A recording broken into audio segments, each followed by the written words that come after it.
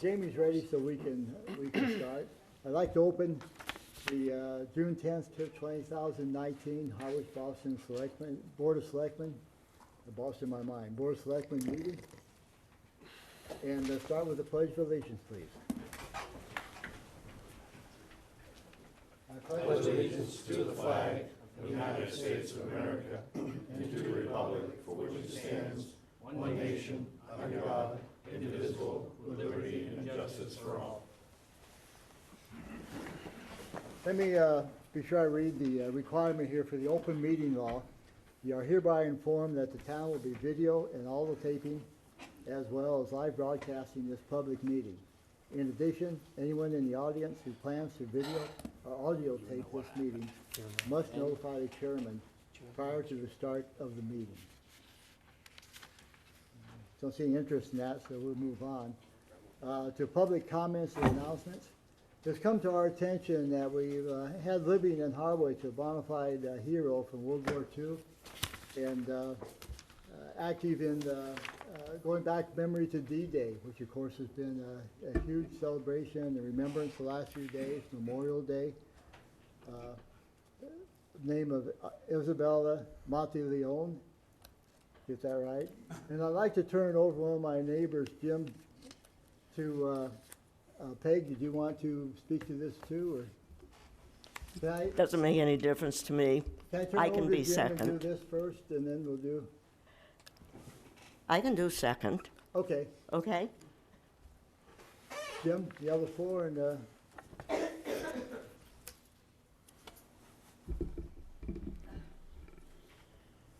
Chairman Ballantyne, members of the board, I'd like to thank you for allotting time in your agenda for me to address the board regarding a very special Harwich resident.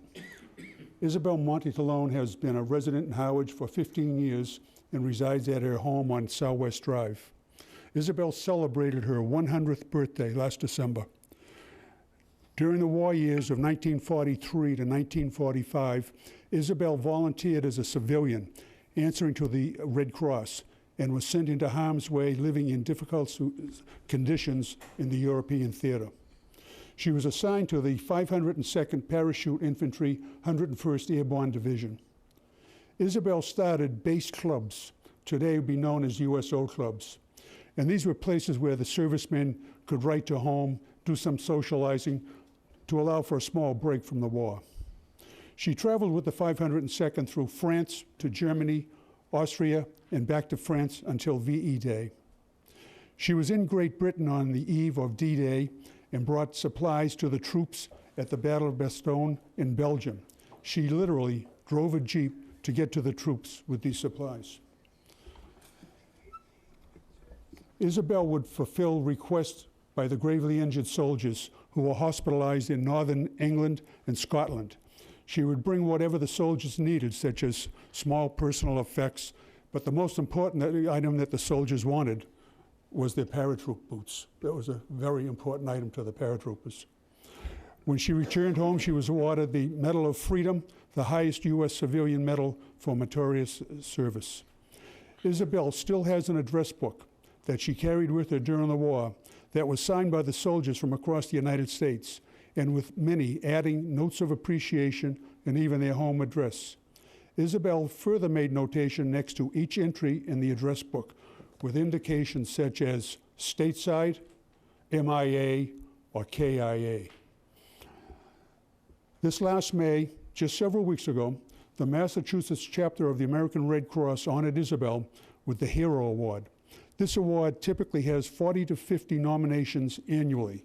But as the Red Cross stated that upon their review of the nominations, there was no question that Isabel had to be recognized for her service to her country.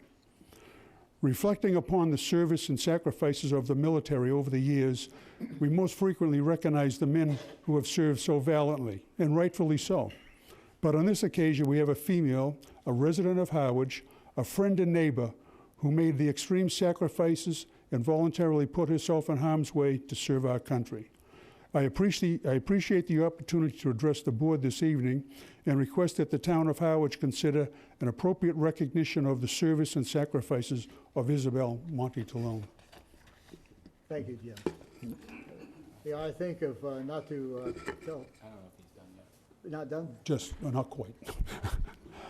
I have provided a copy of a Chronicle article dated May 5th, 2019, detailing the Red Cross recognition awarded to Isabel, as well as a copy of the Medal of Freedom Award, to which you can review at your convenience.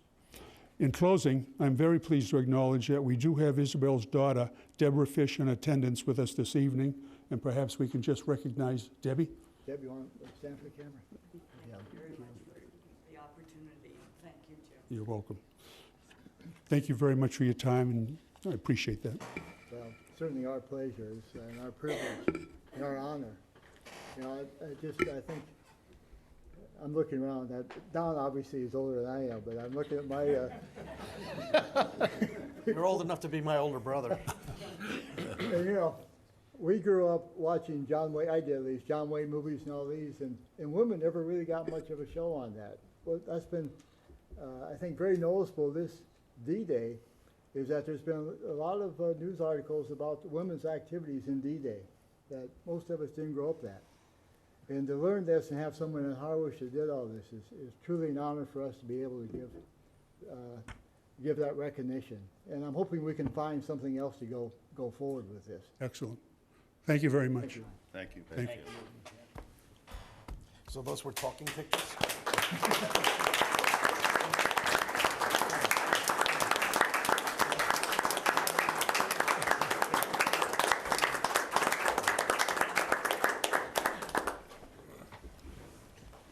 And to Don's point, those were talking pictures that I saw. When did that happen? Right? Peggy Rose, I'm here to announce that on June 19th, I will have a new job. I will be the acting director of the Harwich Historical Society. Our current director, Janet Cassidy, she was retired when we hired her 3 years ago, and she would like to go back to that condition, being retired. And we do have a search committee. It's going to take a while. So until such time, I jumped into the abyss and said I'd keep the doors open and the lights on. So that's effective the 19th. This coming weekend is opening day for the museum. The exhibits this year will be Harwich Goes to School, as it is the 175th anniversary of the building. Let's see, we are also having, Duncan Berry is going to have an exhibit about Captain's Row in the downstairs, and we're bringing back some of our C.D. Cahoon prints that we had out several years ago when we did a great big exhibit of that, so we'll have some of those on hand. I did want to mention, being a small volunteer group, I am pleading for some volunteers. Right now, we are especially in need of docents. Those are people who would be at the museum during open hours and be knowledgeable about the exhibits. This Thursday at 10 o'clock, we're having a training session at the museum.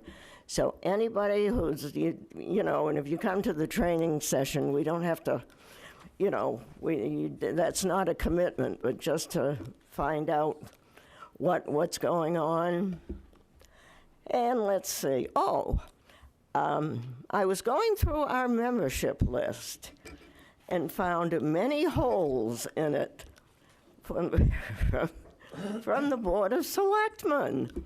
So I have in my hand here, I will give you each one, a membership application and a list of the programs for this year. And I think I have one more thing. The Brooks Academy Museum Commission, we're down a member, and we do have somebody who would like to serve. I dropped the talent bank form off to Sandy the end of last week, so you interview people could step on it, it would be greatly appreciated. Okay, and that's all. Peg, bring hand out the applications, and Don? So Peg, does that mean if I sign up, I don't have to be a ghost next year? No, that doesn't, that means nothing of the sort.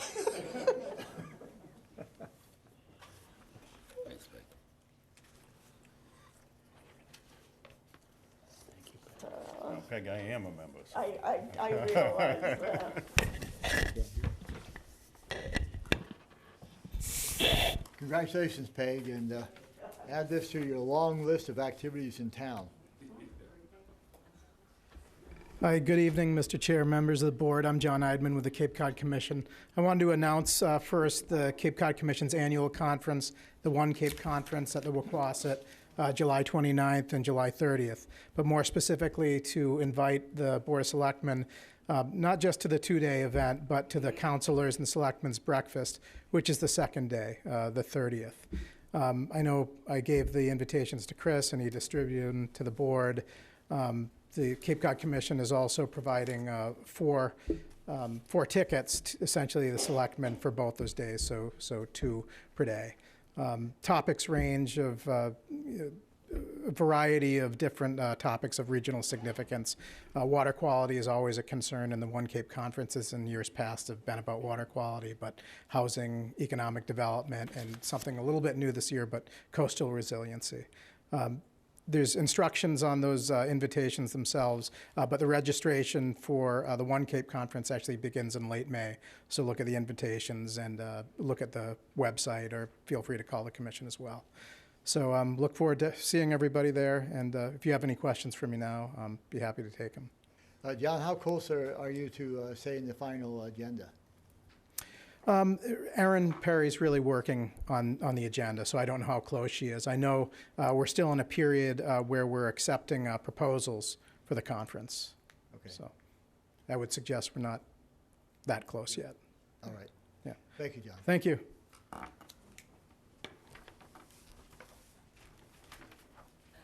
Carolyn Carey, just 2 quick things. I just wanted to remind people that we are accepting applications for vendors at the Seaside Marketplace. You can find that application on the town website. And if anyone knows of people who are interested, please let them know to fill that out. You can pick them up at the community center, the cultural center, or get it online. And the last is just a reminder that starting July 1st, the community center hours will close at 9 p.m., which should not really affect the public, but I do want to make sure that people are aware of it. Thanks. Thank you, Carolyn. Chris? Larry, I just wanted to, I know it's on the agenda later, but just not everyone watches to the end. We have Charlie Sumner here, and maybe Charlie can get up and just kind of introduce himself. Okay. We did engage a contract, the board engaged a contract with Weston and Sampson in terms of helping out with the project, in terms of the wastewater Phase 2 project in East Harwich. And Charlie will be kind of a main point person representing Weston and Sampson regarding that, so I thought just have people put a name and face together, and just to give him an opportunity to say hi to the community. Charlie is familiar probably with many people here in the room, and Harwich is town manager of Brewster for many years. Yes, I thank you well. very much, and I do want to thank the town of Harwich for awarding a contract to Weston and Sampson, and of course, I'm a subcontractor for Weston and Sampson, so I really appreciate the opportunity to work on this project. I will be serving as the owner project manager / outreach coordinator. And I think I do know a lot of folks here, but many people in Harwich don't know me. I was a local town official for 38 years, 30 years in Brewster as a town administrator, and I'm still active in Brewster. And recently I served as the executive director for Pleasant Bay Community Boating. I still volunteer there, but being an active sailor, I sail out of Saquatucket Harbor all the time. But, you know, I think we had a kickoff meeting last week, and Mr. Ballantyne talked about a couple of the major issues that for Weston Sampson's contract, and that's communication and coordination. And I think that's sort of what I bring to the table. I'm used to working with members of the Board of Selectmen and all of the boards and committees and volunteers and employees department heads that serve the community. But sometimes everyone's busy with all of the facets of running local government, and it's important to make sure that that processes are coordinated and integrated. There's no surprises. And hopefully that's what I'm going to bring to the table and help on this particular project. I have had a series of meetings with a number of your department heads and employees over the last 3 weeks. I've been doing that just to try to get up to speed with the project. We had a kickoff meeting last week, and today I met with your IT director, and we have set up an email that I'll be using for communications. And if it's okay, I'll just talk about that. And that'll be C. Sumner, it's SUMNER, at townofharwich.us. Under the website, there's already an email address for wastewater at townofharwich.us. I'll be monitoring both emails. Dan Pelletier also monitors the wastewater email address as well, your water superintendent. And also today, there was a telephone number that was set up through the town's telephone exchange. Of course, that's 508-430-7514. The extension is 3313. I'll be checking the emails and phone messages every day. This is a part-time contract that Weston and Sampson has for this project, but I am retired from the town of Brewster, and so I do have adequate availability time where I can check these messages really every day. And my goal, even when I was a town administrator in Brewster, is my whole theory was if people called or people emailed, I would get back to them either that day or the next morning. And even if it's a message that it's going to take some time to get you the information that you seek, I wanted to always give them a sense that we are working on the issues that they had. So I think that's essentially it. I'm going to be meeting with a number of your department heads over the next week just to introduce myself and to understand more about all that you've done. It's pretty impressive, obviously, where Harwich is on this wastewater project, just sort of way out in front of a lot of other communities on Cape Cod, so you should all be congratulated on that. But if you have any questions, I'd be glad to answer them. Any questions for Charlie? I'll only comment that what Charlie brings is obviously a lot of experience and knowledge of the area, but he's a good listener. And that's one thing that's vital to this role, is to listen to people's questions, concerns, and find out answers to those. So, welcome aboard. Thanks very much. I look forward to working with everyone. Thanks. Anyone else for public comment? Announcements? Let's move then to consent agenda. Steve, I'll turn this over to you. This is my new role, so bear with me. And I'm just going to read through this and accepting for one. I guess D is going to be put off till later in the meeting. Am I correct in that? Just voted separately, I believe. Vote right? separately? We do that. Okay. Vote to appoint Griffin Ryder as the town's representative on the Cape Cod Regional Transit Authority with a term to expire June 30, 2020. Vote to approve to waive demolition permit fee for 13 Queen Anne Road. Vote to approve inserts to July 1st, 2019 tax bill. Treasure chest stickers notification. Approval of tax bill insert for flood insurance information. Those are the things that are under the consent agenda. Second. Any discussion? I had one question, Chris. On the tax bill or the flood insurance information insert, there seem to be 3 versions of the same statement. Were you going to choose one, or how's that? I thought they were all the same. They were just showing that they'll cut them up so they can fit into the mailer easily. It's not going to be a one page. It will be a third of a page. Yeah. Okay. Any other questions, comments? If not, all in favor? Aye. Let's bring back D then. I think, Don, I think you had a question on D. It's more of an observation. Now, I know under state law, we can supplement a town meeting vote and move the cap Yep. for recreation purposes. You were here on March 25th to do that, and it came up from 125 to 175. Yep. Now you're talking about going from 175 to 200. Yep. I don't doubt the commendability of what you're trying to do with the money. But, I mean, this is kind of a thread in general with something that I'm interested in with the revolving accounts. It's not just about the cap, it's about what you do, how you do it. I've seen things on the internet about,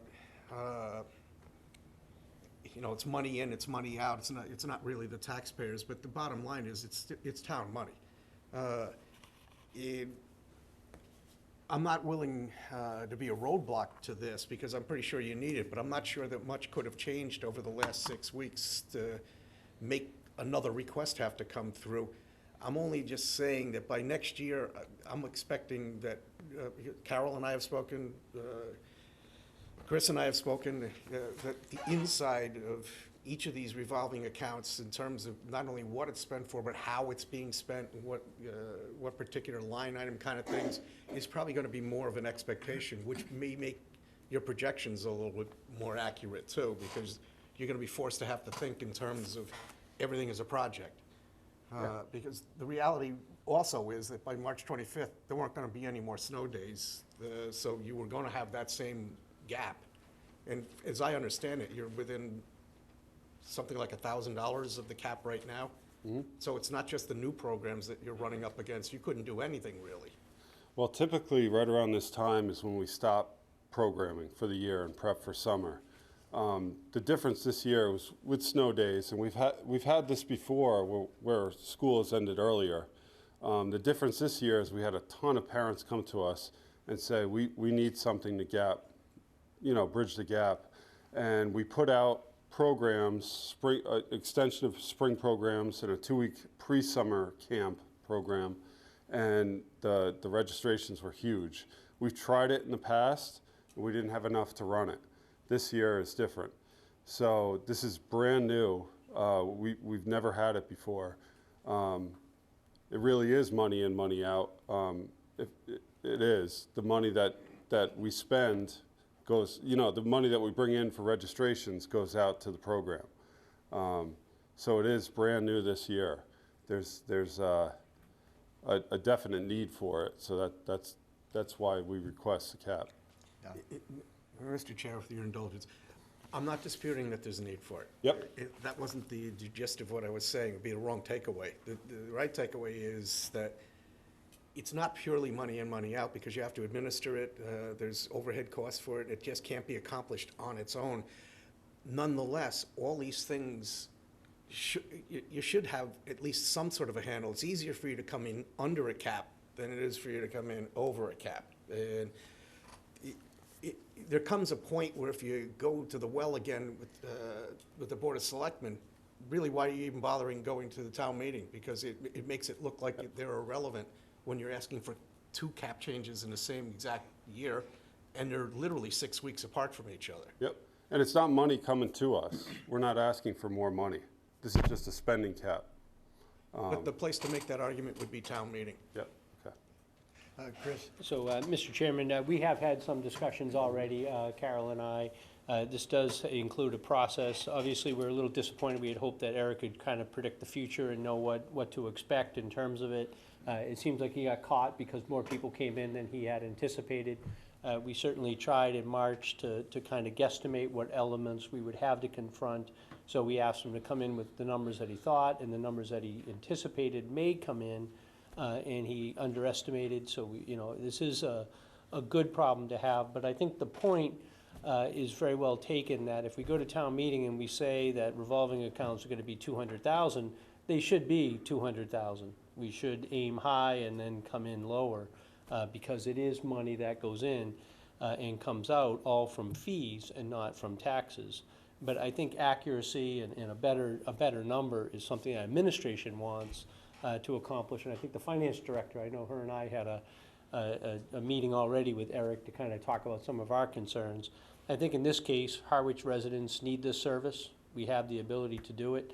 And under the law, there are two requirements, that the Board of Selectmen approve the increase in the cap, and then Eric will also have to go to the Finance Committee and get an approval from the Finance Committee per the law. Ed, did you have? Yeah, I'd just like to make a motion to approve raising the cap from 175,000 to 200,000 to allow to provide services for the parents in need of our community. Second. I just want to emphasize or maybe amplify what Don said. The cap's one issue that we've discussed. I think overall what we're looking for, and I think Chris and Carol are working on it, is accountability of the budget. Even though it's a revolving fund, I think we need to know, the town needs to know, how that money's being spent. Sure.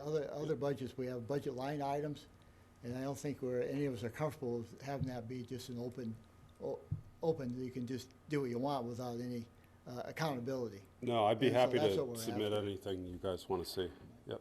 I think we have already agreed to get quarterly reports, correct? And that we were gonna bring this back. Right. So you are gonna do a quarterly report? Sure, yeah. My last comment is, you promised several months ago to give me some interdepartmental expenses. In other words, when you're using the services, say of DPW or so Yep. on, that those, I'll get those to you. Yep, sure, sure. don't forget. Okay, all right, sure. Any other discussion? All in favor? Aye. Thank you, Eric. Thank you. Thank you. 401? Yeah. Okay. Public hearing presentations. Vote to award the sale of municipal bonds and bond anticipation notes. Carol, you're going to give us a walkthrough on this? Good evening, Carol Coppola, Finance Director. Last Tuesday, the town went to the market to sell long-term bonds, general obligation bonds, and short-term bond anticipation notes. For each one of the offerings, there were 4 bidders on each one of them. So the bonds that were sold are $10,120,000 at an interest rate of 2.31%. The bond anticipation notes were just over $2.1 million, and those sold in the market for 1.68%. And so tonight we're here before you, the treasurer, collector, and myself, asking you to award the general obligation bonds to Raymond James and Associates, Inc., and the bond anticipation notes for 2019 to Piper Jaffray and Company. I believe in your packet there is a very specific vote that the board must take if you choose to award this bid. Any comments, questions for Carol? Carol, I'm just going to show my ignorance here, but is there a relationship between what we sell the bonds for and what our debt financing is? In other words, going from 1.5–2% to borrowing money at 5%? So it's a very good question. I was asked to compare the sale of some of the bonds last year to this year, and we're in a different bond market right now. So there's many factors that contribute to reduction in interest rates, the different types of covenants on the bonds. Last year, the market was calling for 10-year callable bonds. This year, the market's calling for 9-year callable bonds. So it's very hard. Last year, the town sold bonds that were $12.5 million at an interest rate of 2.79%. So we are about 48 basis points below that now. But to compare it and tell you that it's your AAA rating would be incorrect. It's part of it, but not all of it. So if I went back and said, okay, if it was last year and you were AAA and let's say you got this interest rate, which is like, honestly, it's like comparing Macintosh apples to Red Delicious apples. Yes, they're both bonds, but they're not the same. So it's difficult to do that. But the interest savings would be about $500,000 if we compared this rate to last year's. Okay. Thank you, Carol. Any other comments, questions? Chris? Mr. Chairman, I would strongly recommend that we did receive the language from bond counsel for the award, and that any motion should reflect the language that bond counsel sent through in terms of I don't think you necessarily have to read the entirety of the vote, but to at least acknowledge that you're gonna. Don, you prepared to? Yeah, thank you, Mr. Chair. I think we should do the language, though, so that Okay. it's a little cumbersome, but still. I move that we approve the sale of $2,161,617 at 2.5% general obligation bond anticipation notes of the town dated June 21st, 2019, and payable June 18th, 2020, that is the notes, to Piper Jaffray and Company at par and accrued interest plus a premium of $17,530.72.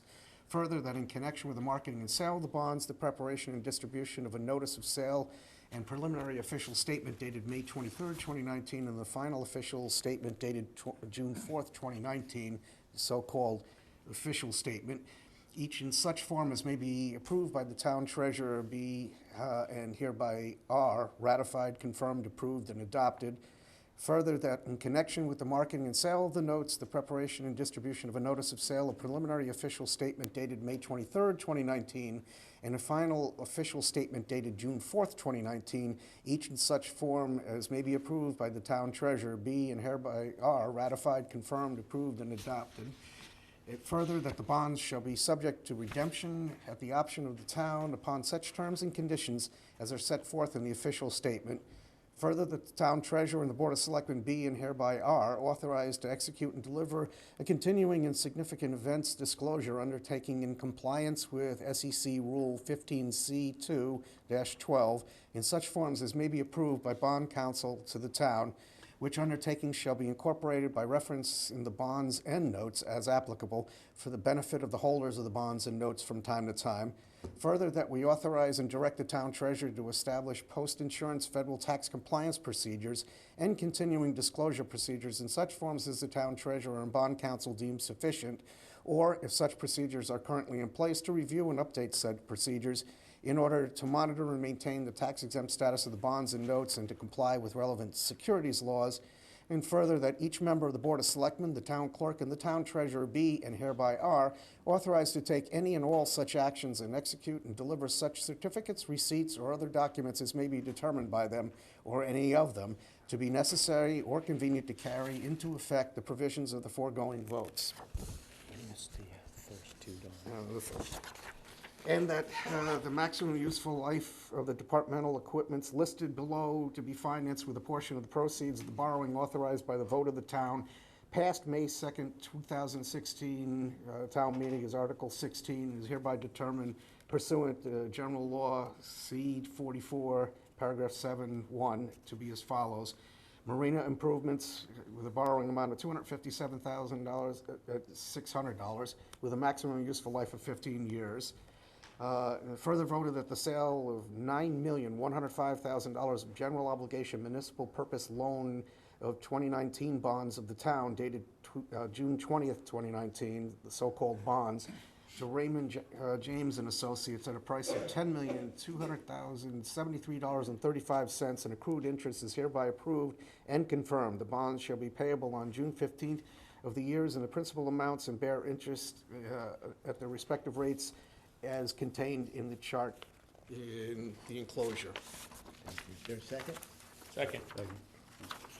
Just two comments. One is, this is on the website if anyone wants to read this at their leisure. Second, I'm going to have a quiz in a few minutes from you people seeing this on this to see how much. What was that interest rate again? Any other comments? 2.31. Yeah, I knew you'd know. Anyone from the audience? All then we'll vote. All in favor? Aye. Opposed? None? Passed unanimously. Now that you voted it, if we could get the signatures, so we need those from Let's do those tonight. bond counsel.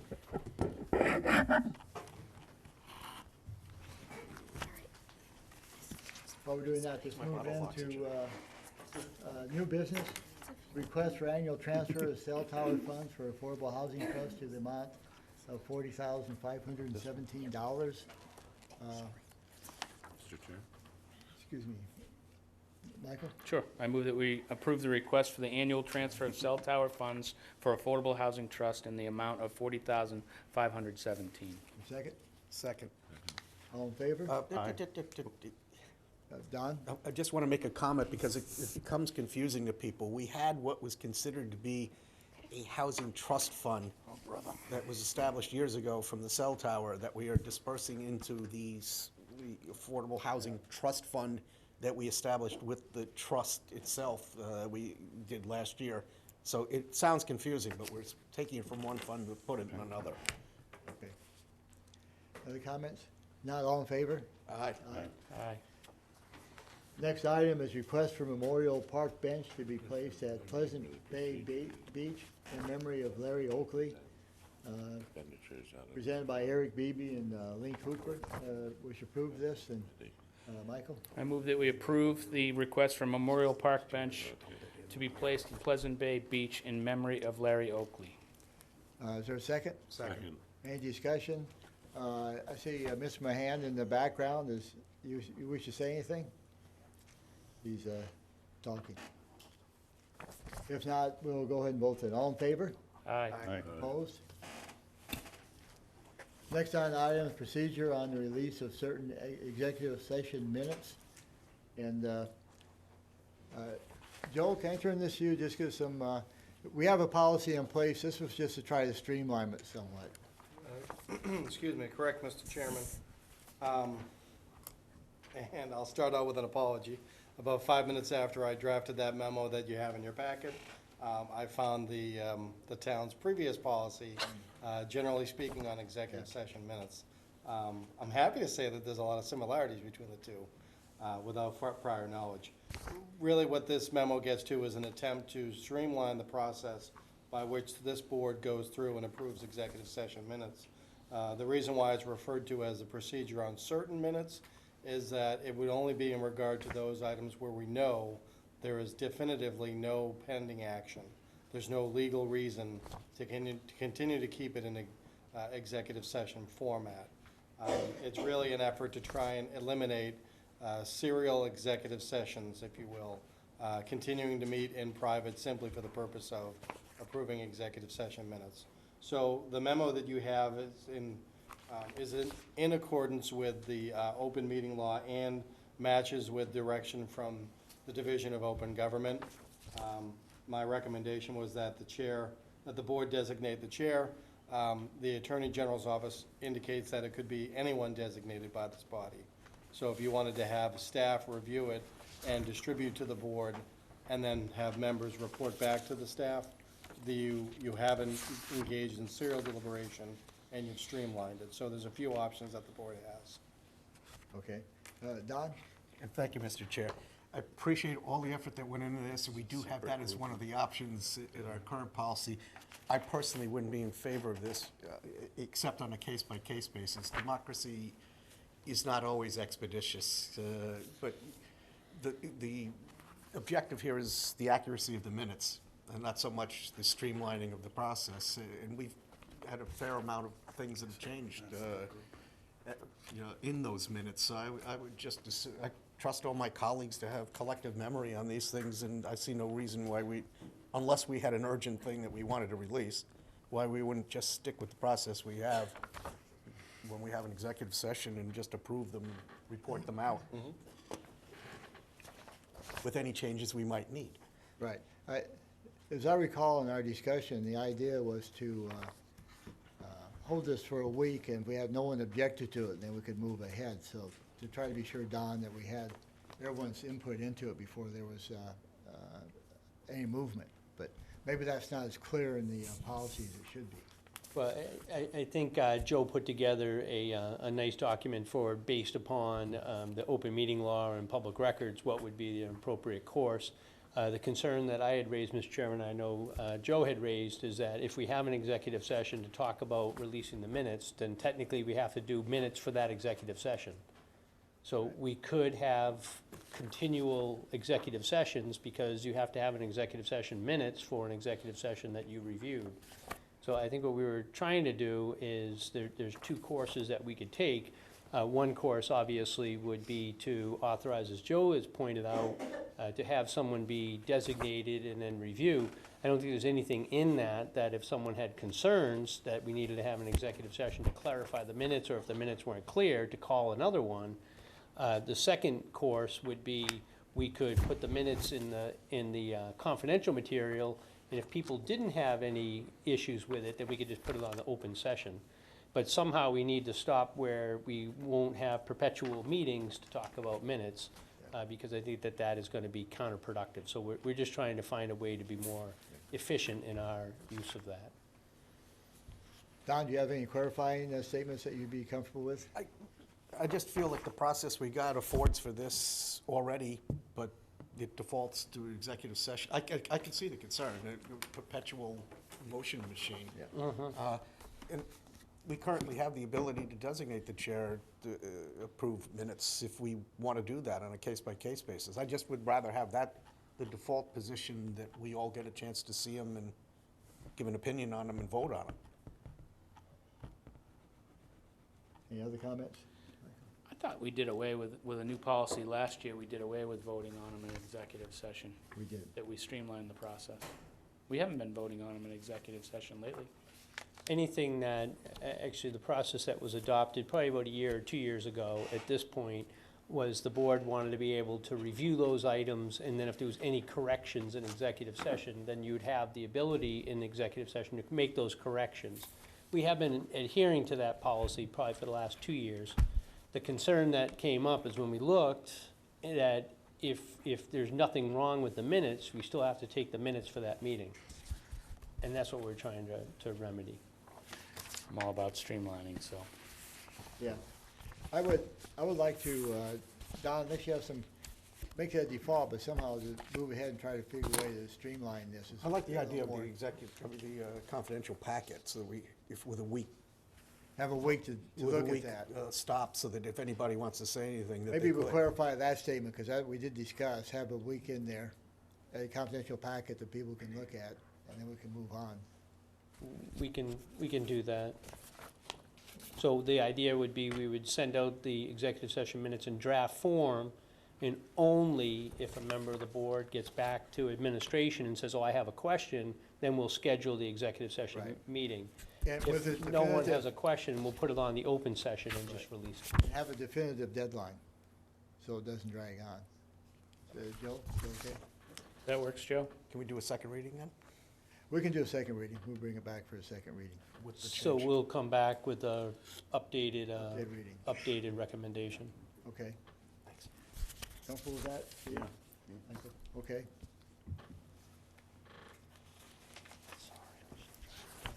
Move on then. The next one is request to conduct a study of salt marsh behind Red River Beach, which will require the use of a drone. I think we have someone here to speak to this. No, Mr. Chairman, this request in regards to the conduct a study of the salt marsh behind Red River Beach.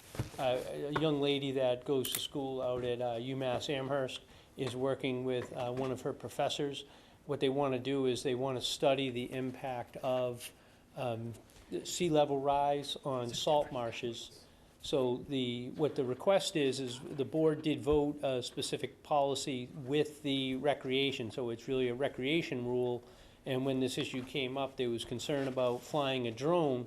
What the request is to pick, I believe they said 9 sites in the marsh. Half will be in Chatham, half will be in Harwich, so Chatham has to sign off. They want to put the sensors, if you would, in the marsh, have the drone fly, and then take precise measurements, because there'll be like a transmitter on each of the locations, and then be able to collect the data or on what happens with tidal flushes as they come into Red River Beach. So this is not at the beach. I think this is one where we created a policy because I think we were trying to avoid recreational drone flyers from launching at town facilities to fly over the beaches. What this request is a academic or a scientific request to go in and measure. I did ask, and they said it would be public information, that when they're complete, the impact of the sea level rise on the salt marshes, they're happy to share that data with us. That data is important and relevant to the town on our wastewater initiative, so this would be a benefit. In order to allow the project to go forward, we just need for the board to allow this for educational purposes for UMass to engage in this project. Michael? I move that we approve the study of the salt marsh behind Red River Beach and waive the drone policy for said study. Second. Second. Any more discussion? I just have one quick question. I thought I saw on one of the maps of the aerial area that the drone was allowed to fly was over the beach? Actually, they had a concentrated area where they believe they need. They did ask for permission over because they may want to take background points And this is beyond that June scope. to August or September, I think I saw in the, It will be 1 or 2 days for each flight, so they is there can. any worry about, the planes that fly with their signs and that sort of thing One over of the the, beaches? Is there one of the any- recommendations that was made in here by the police department, that they have to stay under 400 feet. FAA has a requirement that anything under 400 feet is not within their jurisdiction, so they will stay within the 400 feet. They also had to notify the airport. And Yeah, notify the Chatham Airport. So I take it that the motion is implied that the elements of the police department, those two, are also included in the motion. Any more questions, comments? Not, all in favor? Aye. Aye. Unanimous? Thank you. Next one. Next on the agenda is Town of Harwich Ad hoc Noise Containment Committee. A couple weeks ago, we talked about noise issues in Harwich and promised to work with others to put together a draft, I emphasize draft, idea for a committee. I say that, number one, I'm not real happy with the title, but I was thinking about noise had to have an adjective with it to describe it, so that's why I went with it. But I look forward to comments and ideas on this. I think it's clear to us in all the discussions that we're all hoping to have a committee that's has wide enough representation so we can reach some compromise that allows our important businesses to stay in Harwich, but also provide some comfort to the people who live in the neighborhood against the noise. And so I've made it fairly general. I've been suggesting, as we have in the past, of keeping the committee relatively small with 7. 3 from the business community, 2 being business reps, and then Cindy is sort of a general purpose as the Chamber of Commerce. She speaks for businesses and a lot of different issues, and then have 4 residents from town. Now, the issues have been largely focused, recently at least, in Harwichport, but we know they can go to West Harwich. We've had that in the past. So I'm looking forward to your comments, and if the board is comfortable moving ahead in this type of committee. So I'll start. Who wants to start? Steve, I'll throw it to you first, I guess. No, I mean, I think it's important to form this committee and to hear, what the folks who live in the neighborhood, obviously I'm one of those. So, I think it's also very important for them to sit down with the business owners and get a real true understanding of, what they see as the value and the importance of having the outside music. I mean, we're one of, I believe, one of few towns that actually allow it. So, it's a plus for the establishments. I'd be interested in hearing some of the ideas for, sort of modifying the sound if there are ways to do it. But I'm not an expert on that, so I have no idea. So. Nor am I. If you read the committee, I put it through just a starting point, some discussion points to see where, because we know there are some things can happen. Communication, placing the speakers. We had a case with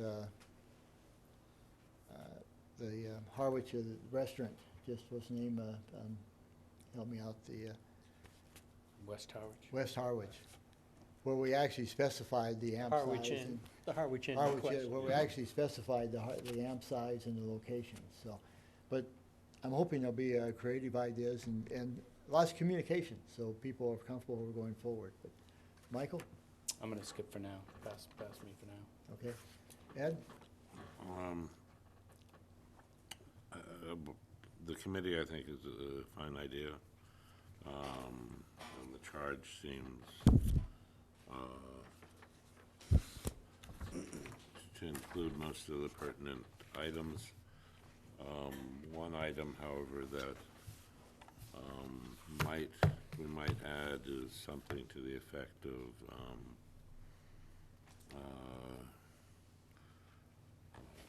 determine the efficacy of installation of sound containment structures.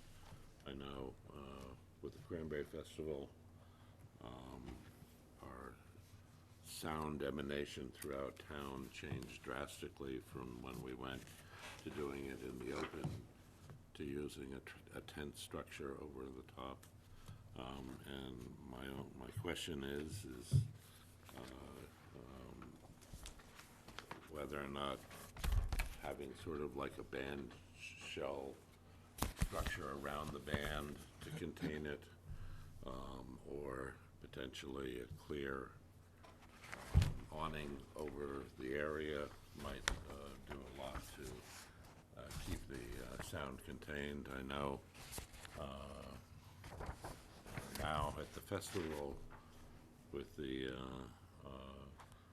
bands playing inside the tent, you can stand inside the tent and not be able to talk to somebody next to you. You step 3 feet outside the tent, and without raising your voice, you're able to have a conversation. So they do a fair amount, and there's any number of materials from, awning material to clear plastic that you could build such a structure out of. Okay. Don?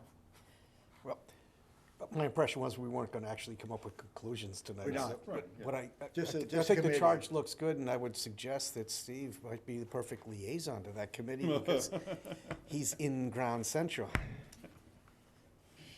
I would certainly agree with that. I might argue quite the opposite. He might have to He move. might have to recuse himself. I might argue, though, that Don, with your discussion of your experience with With noise? equipment, and you might be better. I'd be willing. We'll continue that part I of the just know discussion. from years past, I did my time. But I'd like to just see a solution that actually allows the businesses to flourish and allows the residents to enjoy quiet convenience of their houses. I think the liaison will be important, the committee will be important. I think it'll be important for people to understand, I can't say this enough, that when we form a committee, because we had some of this discussion with the parking committee. You form a 7-person committee, they're not the only people that are part of the discussion. The intent is that they're the core, and these are very public, very publicized meetings, and we hope and expect that anyone that's interested will show up and participate in the discussions. And I don't want that to get lost when we go forward on this. And sometimes it does. People don't feel comfortable coming in and participating if they're not actually on the committee. But Michael, you're not going to keep avoiding this, are you? I want to hear what the public has to say. Okay. There's several people here. All right. Comments from on where we're trying to go with this? All right, with no comments, I would just, I'd like to ask the police chief if there's. We have one, Okay. please. One's getting. Hello, I'm Taylor Powell. I'm the owner of Perks in downtown Harwichport. I'll keep it short. I guess I didn't know what the vote was, and I'm hearing you guys all speak, so kind of sheds a little more light on the goal here, which I can agree with, that we don't want to sweep the rug underneath any businesses or any vacationers or guests to the town that enjoy the music. And I think in doing so, or looking at this committee, we should really look deeper into the facts and not opinions of what's going on here with noise or music. We all enjoy music in this room one way or another, whether it's in our cars, our homes, out of our homes. I mean, music has been around for eons. But the growth of this town can definitely be correlated to music, and this can be proven that, we never had parking issues in town before we had live entertainment at these establishments. This was never an issue. Now people are bypassing Chatham and bypassing Dennis and coming to Harwichport because it's the destination. I mean, recently, we were voted number 3 destination in the world to come to, and music is a part of that. It's a huge part of that.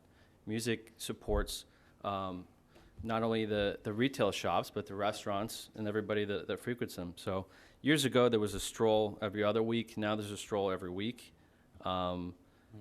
So this can be shown that this growth is kind of actually related directly to music and people coming to town and being more aware of what this great town's about. Property values have gone up because of the interest in Harwichport. That's related to music as well. And overall revenue. I mean, if you look at the meals tax, it can be proven that because now there's music, meals tax have gone up because of the revenue at all the restaurants and the growth of these restaurants. Taylor, let me just interrupt you a bit because we're not debating this subject right now. We're just trying to debate how to form the committee. All right, I just wanted to add those points. And I did, if you read this, I hope I was clear on this, that one of the first issues of this committee will be getting the facts. Okay, great. The definitions. And so I'm only shutting you up, if you will. That's a harsh term, but this will be discussion going forward. Sounds good. Okay, and I appreciate it. And so keep those thoughts and they'll be part of it. Sounds good. Thanks for all your work. Don had a question, then I will. Don? Yeah, I would just urge us to take some action on this, because what happened last year with the parking was we had tons of applicants for a committee that had no charge. It would be kind of important. I personally think that this is fine the way it reads. Okay. Michael? Just clarification, do they have to be residents if they're going to be on this committee? Last parking committee, we made it so they did not have to be residents. I'm thinking since it goes till March 20th, residents, unless the applicants can agree to drive down to the meetings. But are we going to make that a requirement? That's number one. And then I'd like to ask the police chief a question while we have him. Okay. My thought was it'd be residents, summer residents, year-round residents, not yes. But with the understanding that they have to come be to here these at 10. meetings. That's correct. Okay. And I see the police chief, before you comment, I did put in the police chief, the fire chief, the town staff as being support. So I'm hoping that be direct involvement, but go ahead. How are we doing so far? I believe we've had a couple complaints. I've been in Bermuda for the last week, so I just got back Saturday. Been briefed on a few things, but it was not terrible.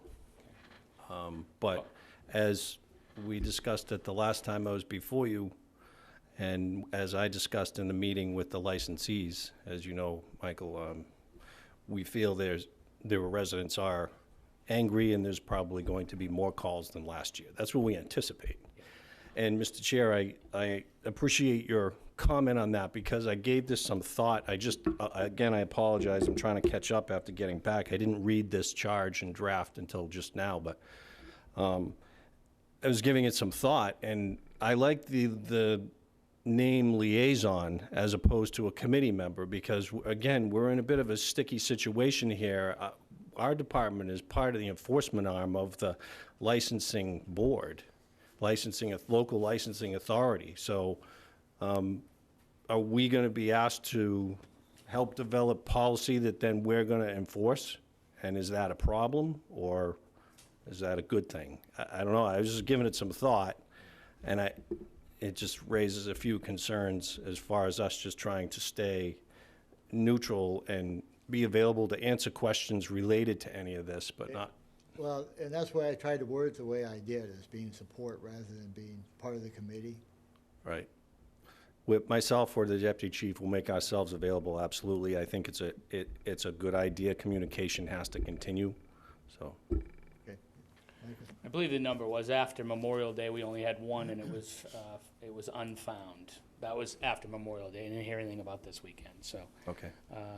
And then I think we should ask the chamber director if she wants to be involved in this committee, because she doesn't work for the town, and she's involved in an awful lot. So if she wants to be on it, then. Unfortunately, Michael's right, so we'll ask.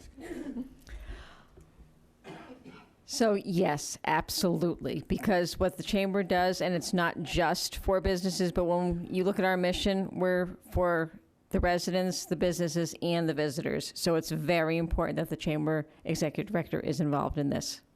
Okay, thank you, Cindy. Anyone else have a comment or, Bob?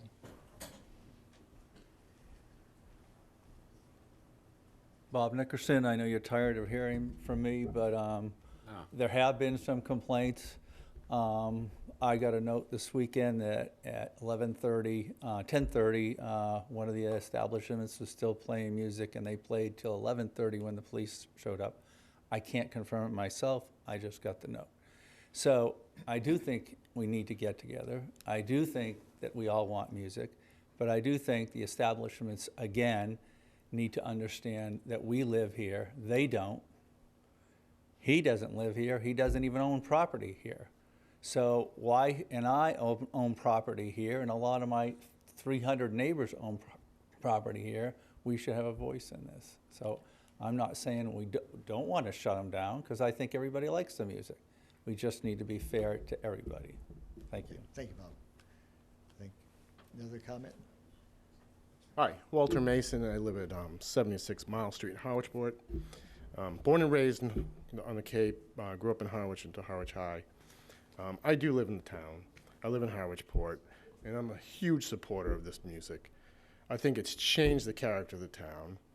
It's brought a lot of businesses to town.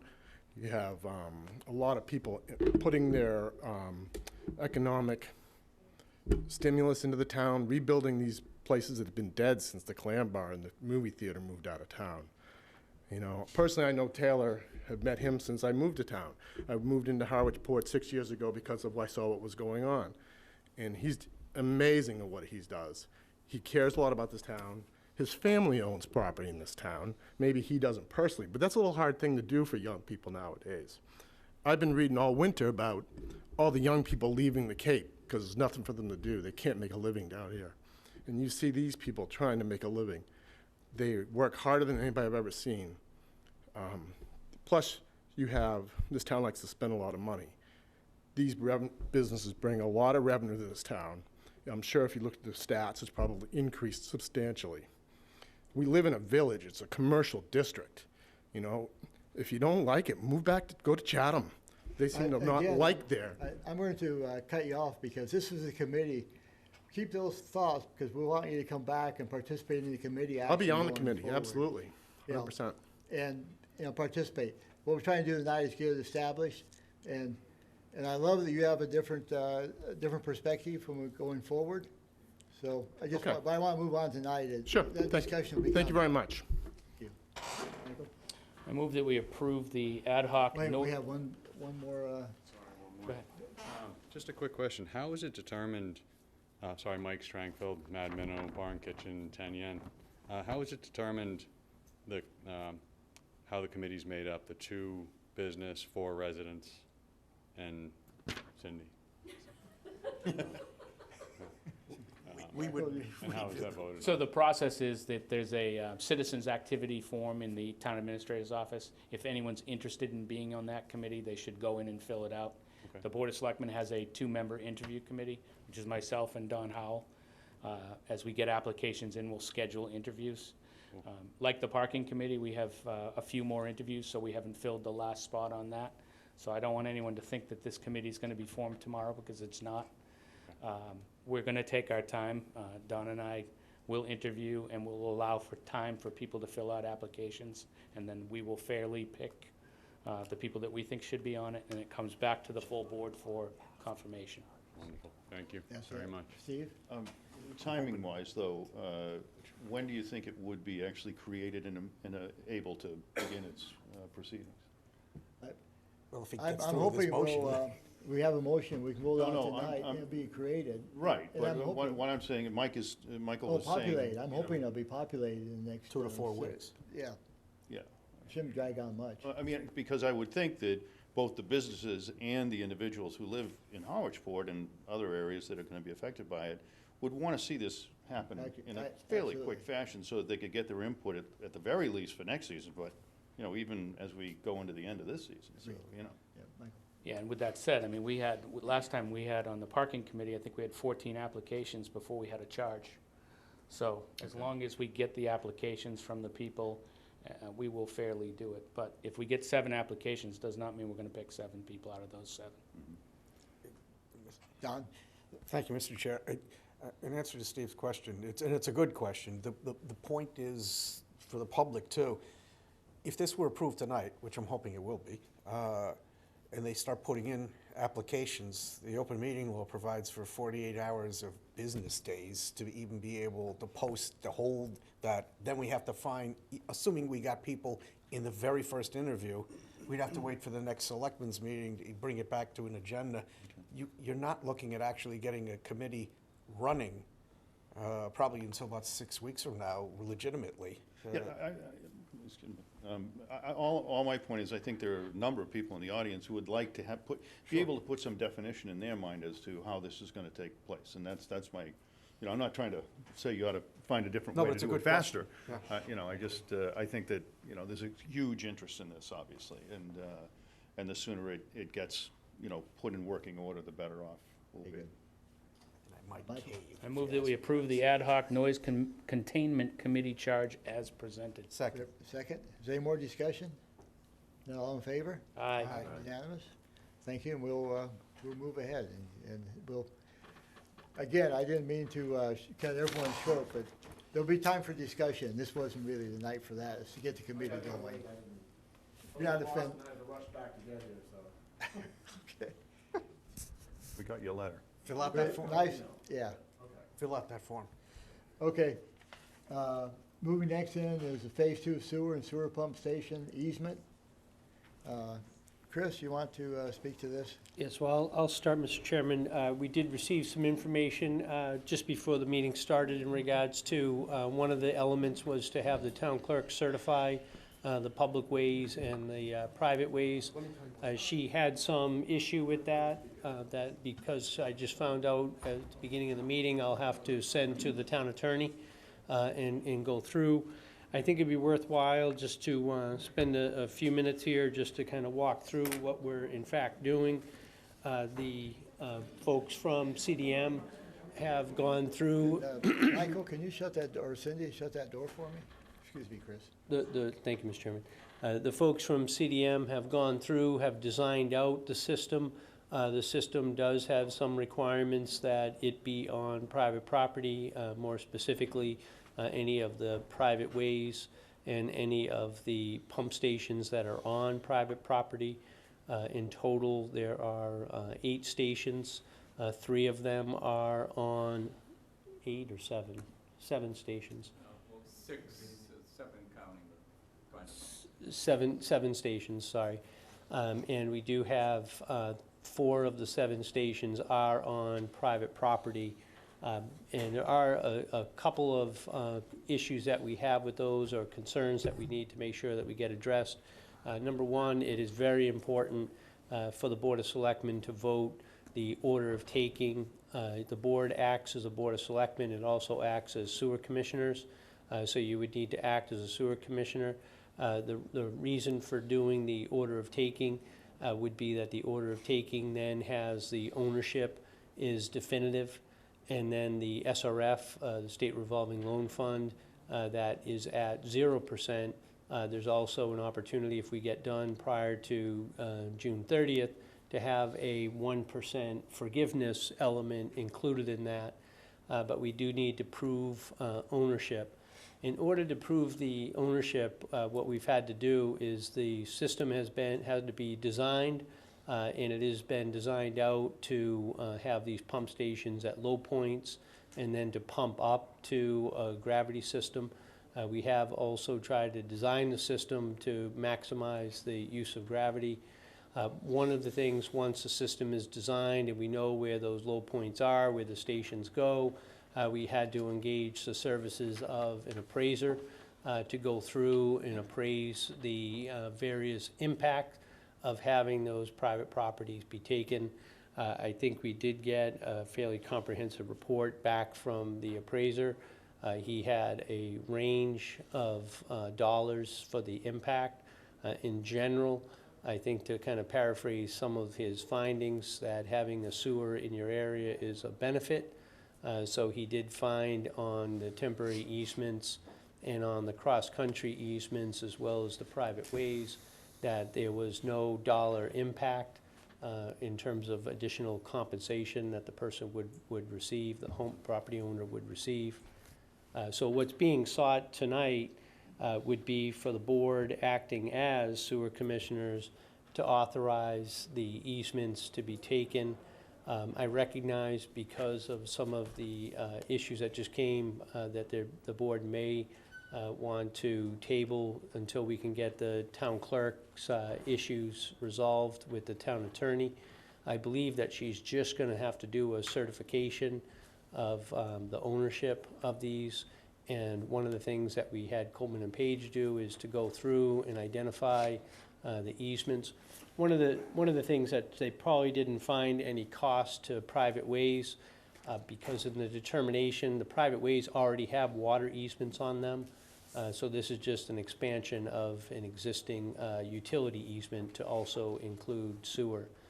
One other thing that has come up in our due diligence, if there is a pump station that is on a public way, there is no need to do anything from a perspective of zoning, but we do have 4 pump stations that are on private ways that we are scheduled to go before the Zoning Board of Appeals to have a request for a variance.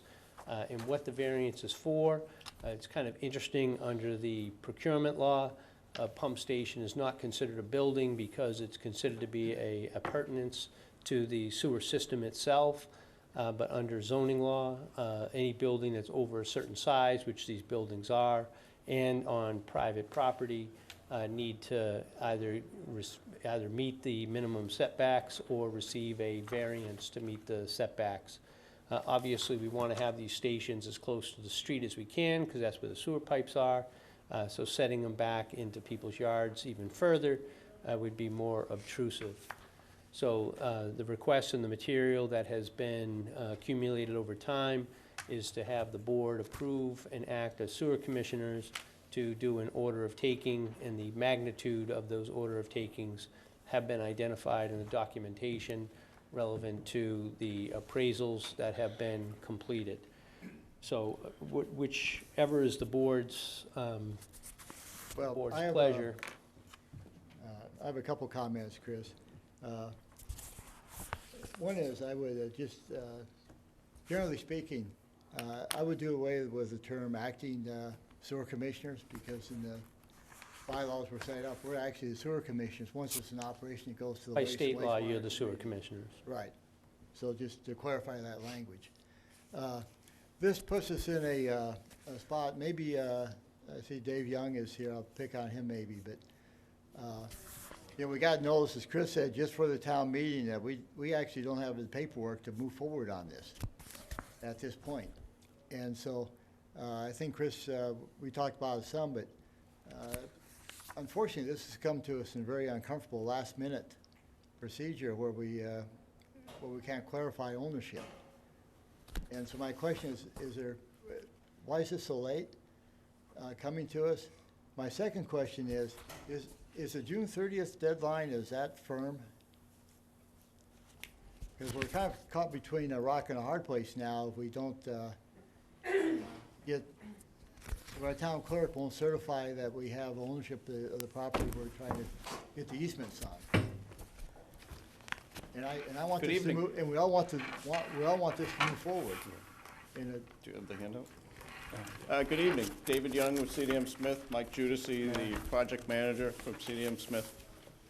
To answer your question, Larry, the public and private listing of streets came right off your town's assessor's website.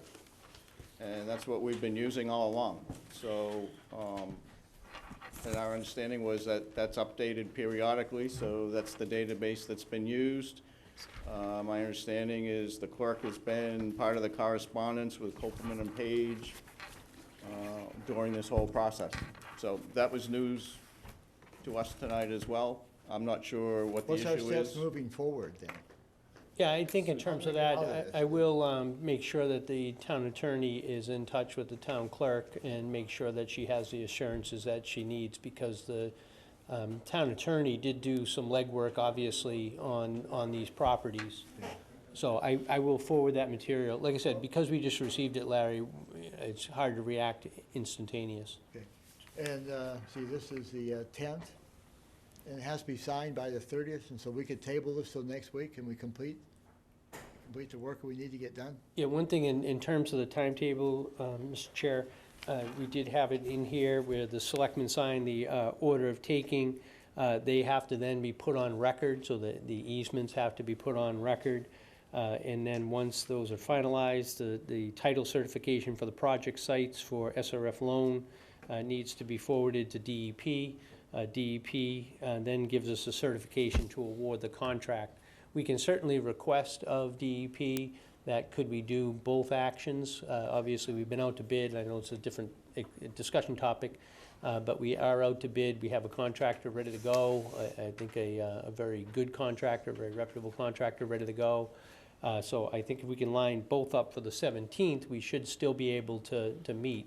I was kind of following the lead of Mr. Howell had said at the last meeting that he didn't want to be surprised. He wanted to have this information as much as available as possible.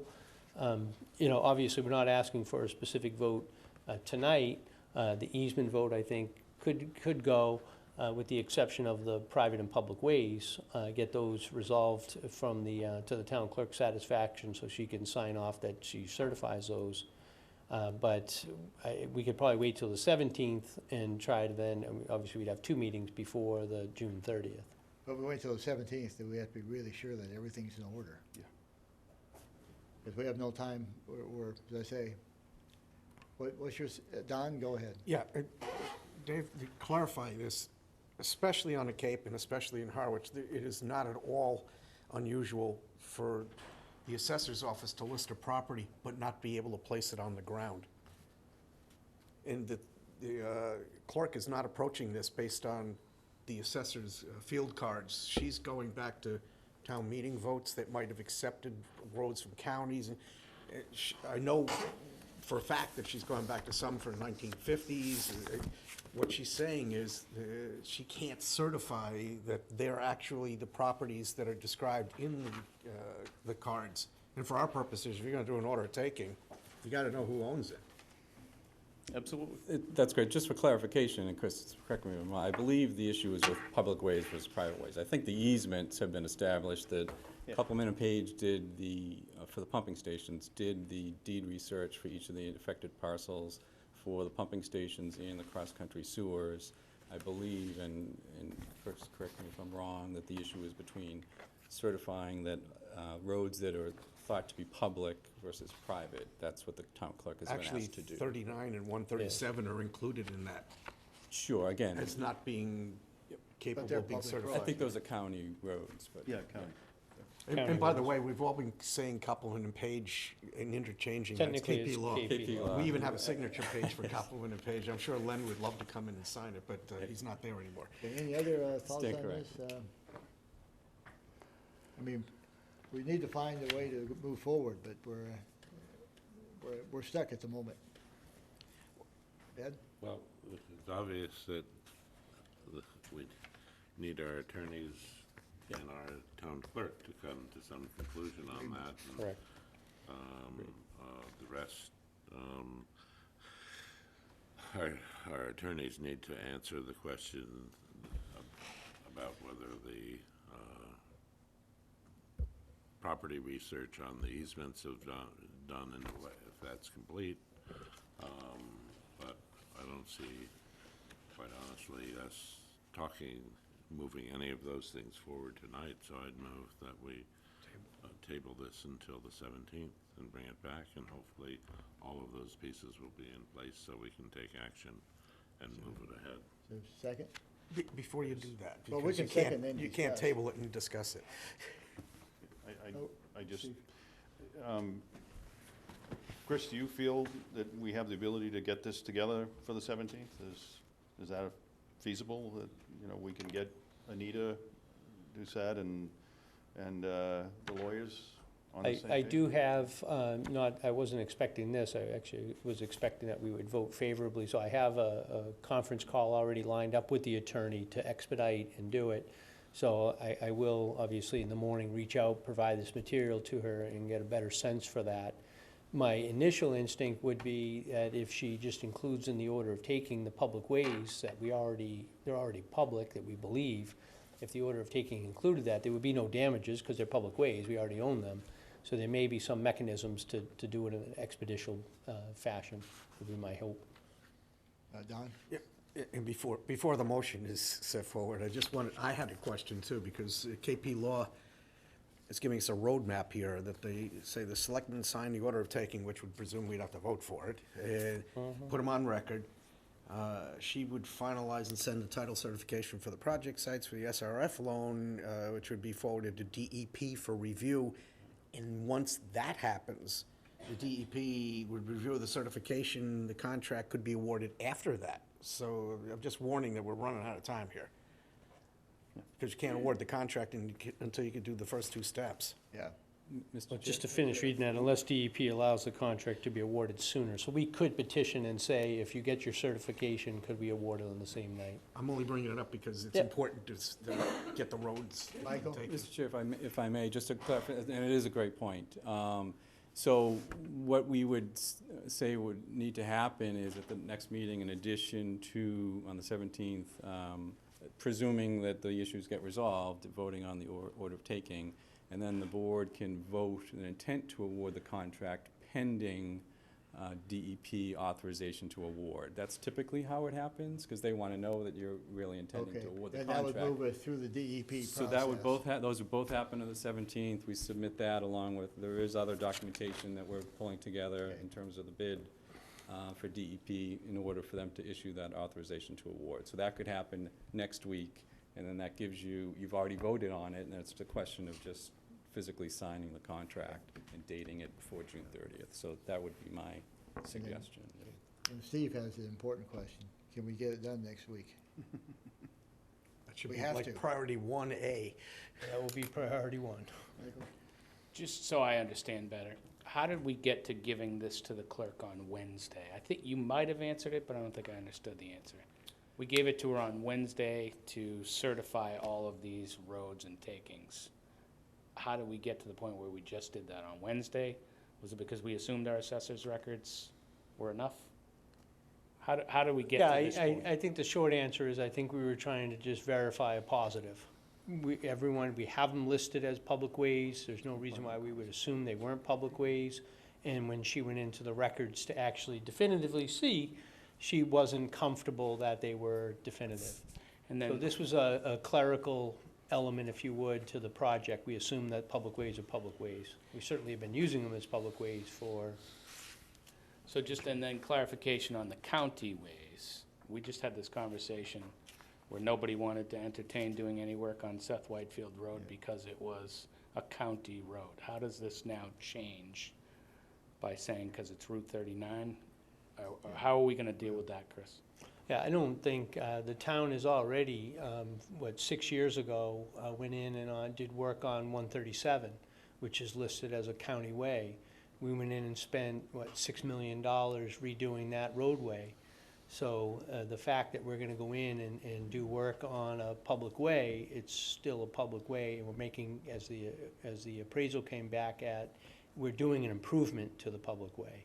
I don't want to extend the conversation because it's really irrelevant, but we had this conversation about Seth Whitefield Road, which, by the way, we have maintained and done work on.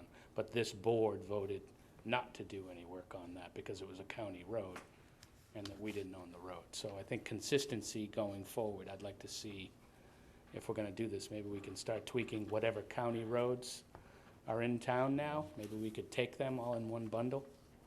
Yeah, I wouldn't commingle the two concepts myself, Mr. Chairman. Okay, any other comments? I'd second Ed's We have a motion second. then. We have a motion, but do we have a second? Yes. I second He just his did. motion. Okay. Not all in favor? Aye. And presumably you two will work very hard with Chris and KP Oh, Law. absolutely. As Chris said, it'll be priority one. Most of the communications have been from KP Law with the town staff on this issue recently. Right. It was just brought to our light because, yes, we had assumed the assessor's list Was it correct? of public-private was correct. Yeah. Okay, Thank you. thank you. We'll move forward and get this back next week. Okay. Let's see, where are we at? Bids. Overview bids on contract one of Phase 2 sewer project. Open this up to Chris, and I guess you're gonna throw it. Yeah, Mr. Chairman, I think I'll get started. You know, obviously, kind of profoundly disappointed that we had estimates that didn't come in and hold. So obviously disappointed. We do our best to try to do that. I think a few of the things, because I have been looking at this to see some of the things, you know, when we design and have the design estimate for town meeting, it is early in the process and the plans are not fully designed. One of the other things is that we have made changes to those designs since town meeting. One of the things that we hear from the residents that they wanted us to, where we had the ability to drop the lines to have, so people wouldn't have to have the sewer, the little pumps in their individual homes. Well, when you drop a line, that has a construction significance. I think it's worthwhile to do because the overall lifetime operating cost of having a system that works on gravity as opposed to pumps, whether they're town pumps or individual resident pumps, it's still best to minimize the number of pumps that you have in any system.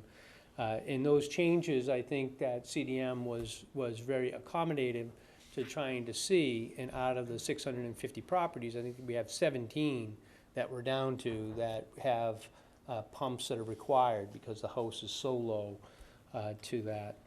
I think there was an expectation, and certainly prior to town meeting, we did update the numbers. We looked at the bid environment that existed, and we looked at Fall River and some other places that had gone out. And I think as Carol had said earlier, you know, when we looked at going out to the bond market and how conditions have changed significantly, well, the business climate has changed. And I think that there was an honest thought that we would have probably 10 to 15 bidders that would bid on this, and we ended up with 4. I think 4 quality bidders. I mean, we definitely put quality standards in there because we didn't want to just get any bidder. This is phase 2 of an 8-phase project, so we want to make sure we get this right. So I think that we have a really solid bidder in Robert Auer. One of the things in some of the discussions, the volatility of supplies. You know, I serve on the Cape Tech Building Committee. They went in and they wanted to order steel. I know I had a conversation with our company, and they said that they're concerned about tariffs on steel. When you get that element of uncertainty in any bid environment, you're going to drive the cost up in terms of some of these projects. And then a few of the other items are just the pipes themselves. You know, it's funny, in my last town, we had rock. So if we wanted to put sewer and water lines in, you had to blast through the rock in order to get anything in there. Here, it's sand. And when you go 20 feet down in sand, you have a lot of issues about trench cave-in and such. So there definitely are some significant concerns in terms of that. So I think those are quite a few of the factors that probably went into the bids coming in above what the estimate was. But we certainly do rely, and I wanted to make sure that CDM was here to kind of touch upon some of their observations. I think next week we have Weston and Sampson. They kind of had some of the similar things that they're seeing from their bid environment that they had commented on our meeting last week. But I'd like to defer to CDM to kind of walk through on their feelings on the cost impact of the bids. Thank you. Yeah, we gave you a brief page handout summary of the bids. As Chris indicated, you get 4 quality bidders for the contract one. The bottom 3, or the lowest price 3. We're within 3.5% of one another, so that is the number. Means they're bidding off the same documents, they're interpreting them all, so that's all good. But yes, the overall price is about 33% above what we originally had estimated over a year ago when you went to town meeting to appropriate construction funds. We are seeing pricing increasing. All the contractors out there now are very busy. We were soliciting, sending the project notification to several contractors that we have dealt with on and off Cape, trying to drum up bids for this process. Mike spent a fair amount of time actually getting PGOso and Son to put a bid in, and you can see they were the higher end. They just put a number in case they won it. We've been through looking at why some of the costs went up from when we were at the 50% design mark, leading to your spring 2018 town meeting, versus 100% design and get bids in hand now. And we just broke it down into, you know, the pumping stations, the piping, and the paving, to see what made up that 2.8 million differential. About 42% of that 2.8 million is in paving cost. And we are seeing increased paving across the whole Cape, particularly, going up. We did a project in Yarmouth where, you know, doing pickleball courts, and they had to take out the final surfacing and go back to town meeting and get that money in order to sign the contract at the time. There's several factors for it. One, there's a lot of paving going on right now across the whole state. It's limited where the paving comes from, and one of the largest is hauled in from Rochester, Mass. They haul it to the Cape. Petroleum-based product. So there's a lot of variables that are going into why that is the case, but that's what we're seeing. The others were essentially a wholesale cost increase amongst all the items regarding the pumping station and regarding the pipes, and those were both about 29% of the cost increase themselves by separate components. So yes, we were all disappointed to see these costs come in high. We're seeing increased costs across the board, unfortunately, but you do have 3 good bids, and the apparent low bidder, the one that has, we put the letter to you recommending that that contract be awarded, is an excellent contractor, has done a lot of the sewer work to date on the Cape, and is local here to Harwich. So, be happy to answer questions. Steve? Yeah, maybe more of a comment than a question, and I'm sure you can understand this.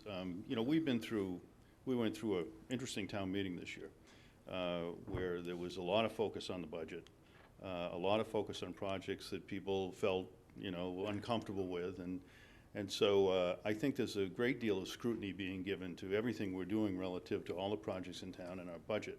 So I'm sure you can understand why the selectmen here tonight are sitting and going, my goodness, you know, 33% increase, and we really weren't prepared for it, you know? I mean, I understand, and I've worked on the financing side of projects all over the United States. But that's a big jump. I mean, that's a very substantial jump in the cost. So, you know, I don't know whether there might have been a way to be a little bit more prepared for such a substantial move in the cost. Because when people in the town see that kind of a jump, they're like, you know, what, are we really, you know, are we really in touch with where the costs really are at the time that we get the estimate? And so, as I said, this is more of a comment than really a question for you, because I've been involved in a lot of projects where the prices went up, you know, steel went up, concrete went up, just crazy amounts, and, you know, caused us to even have to, you know, either reduce a project or slow it down. But we rely on you guys to give us the guidance that we need. And And I had mentioned this to Chris, and that we really need good, strong answers to these questions here tonight, because obviously people watch this. But as we go forward, the whole credibility of this board relies on who they pick as their partners and how those partners perform. So that's, I know it's just a little litany there, Larry. I'm sorry for, taking the time to do that, but I think it's important to point that out. No, I don't disagree with anything you said. We fully understand the scrutiny that you are under. We are under the same scrutiny, probably more. It's our credibility to you folks. I wish it was 33% under. Unfortunately, the bidding climate has changed, and it's changed in the last year. Our cost estimators internal are pouring through this because they want to know for the next bids and all the others that they're doing, why those things are changing. Typically, we have a very good track record of doing cost estimates. That's why we've brought that service in-house from our construction folks. We always try to be that third or fourth bidder. We don't want to be the low bidder when we give estimates to our clients, because you have to go get your money and do that. So I fully agree with everything you say and understand what you're saying. And I appreciate your comments, Steve. It is obviously an issue for us. Absolutely. Michael?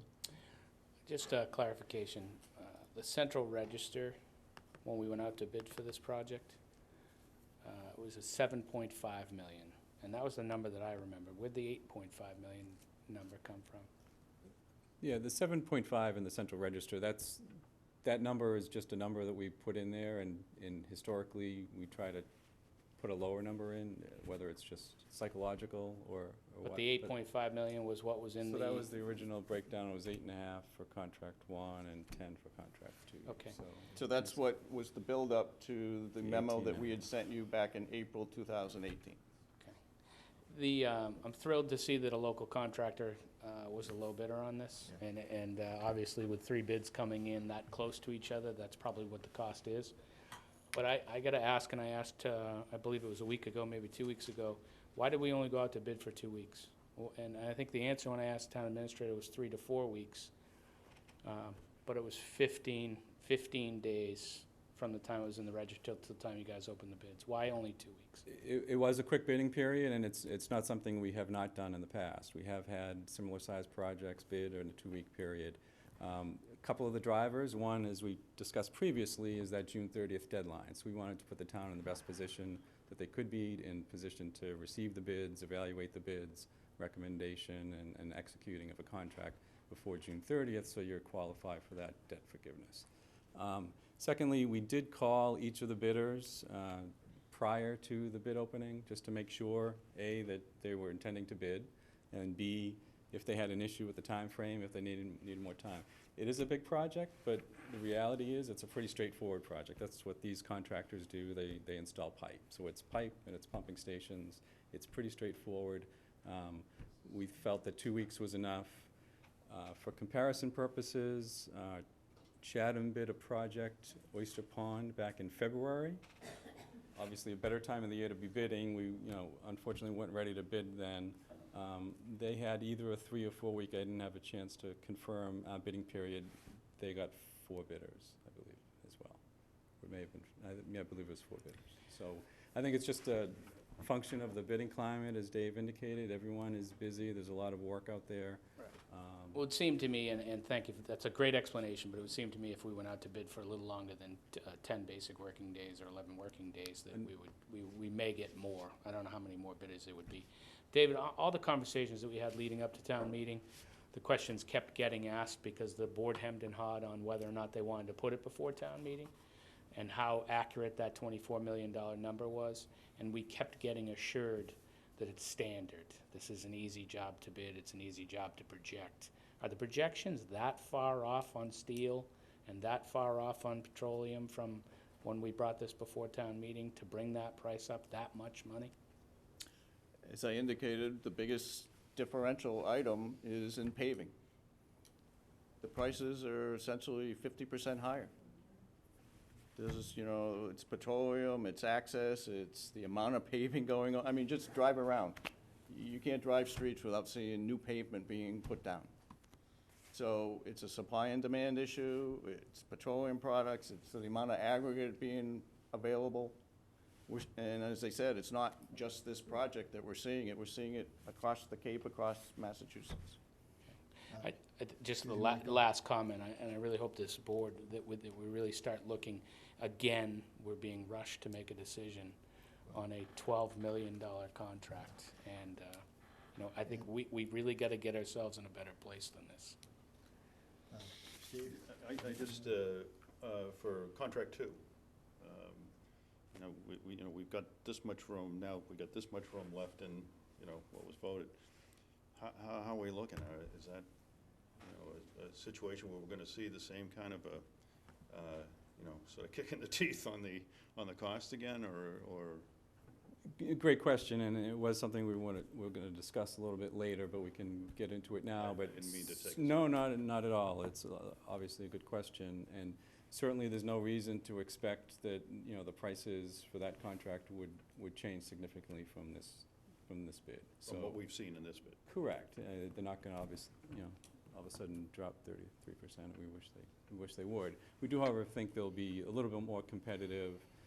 In the fact that contract 1 has, at that point, would have potentially, in theory, been awarded, so there'll be a contractor in town working on a sewer project. So at least in theory, you would think that the prices could be a little bit more competitive. Secondly, so what we've started to talk to the town about, so looking at, as you indicated, you know, sort of that smaller pot of money that's now available for contract 2, so that the town can actually award a contract to, if we bid the whole thing, you know, we think it would be over the appropriation amount, given the results of contract 1. So we're looking to break contract 2 up into a smaller contract for a base bid, and then add on streets as add alternates in such a way that we prioritize which streets would be added when you do it. When you bid a project with add alternates, you have to award in the order that you list the add alternates. So we'll do it in such a way that we can maximize the number of properties that we could get constructed and included under contract 2 and still be within the appropriation amount. So that's the approach we're taking with contract 2. Unfortunately, it's going to have to be broken up into, you know, a smaller base bid contract and then a series of add alternates to maximize the use of the available appropriation amount. I have a question on that, because we don't know what the future is, and it could be that an add alternate may not be needed if our nitrogen removal is greater than we think it will be in the sewer. So we have to be really careful how the sequence of those. My question, not to beat I don't want to beat this to death, but seems to me the limiting factor has always been a delay, at least in my mind, I don't want to speak for everyone. In my mind, it's been slower. The 50% and the 100% design plans have been coming to us behind schedule, slower than we expected, which partly causes us to move into making these decisions at the last moment. When you review that, what's your sense of that? What do we need to do better next time so we can get these, you know, these plans?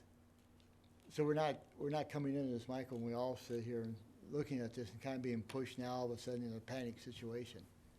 When you must have reviewed this too, about what happened, because we've been a couple months on each of these plans behind the schedule you gave us. Right.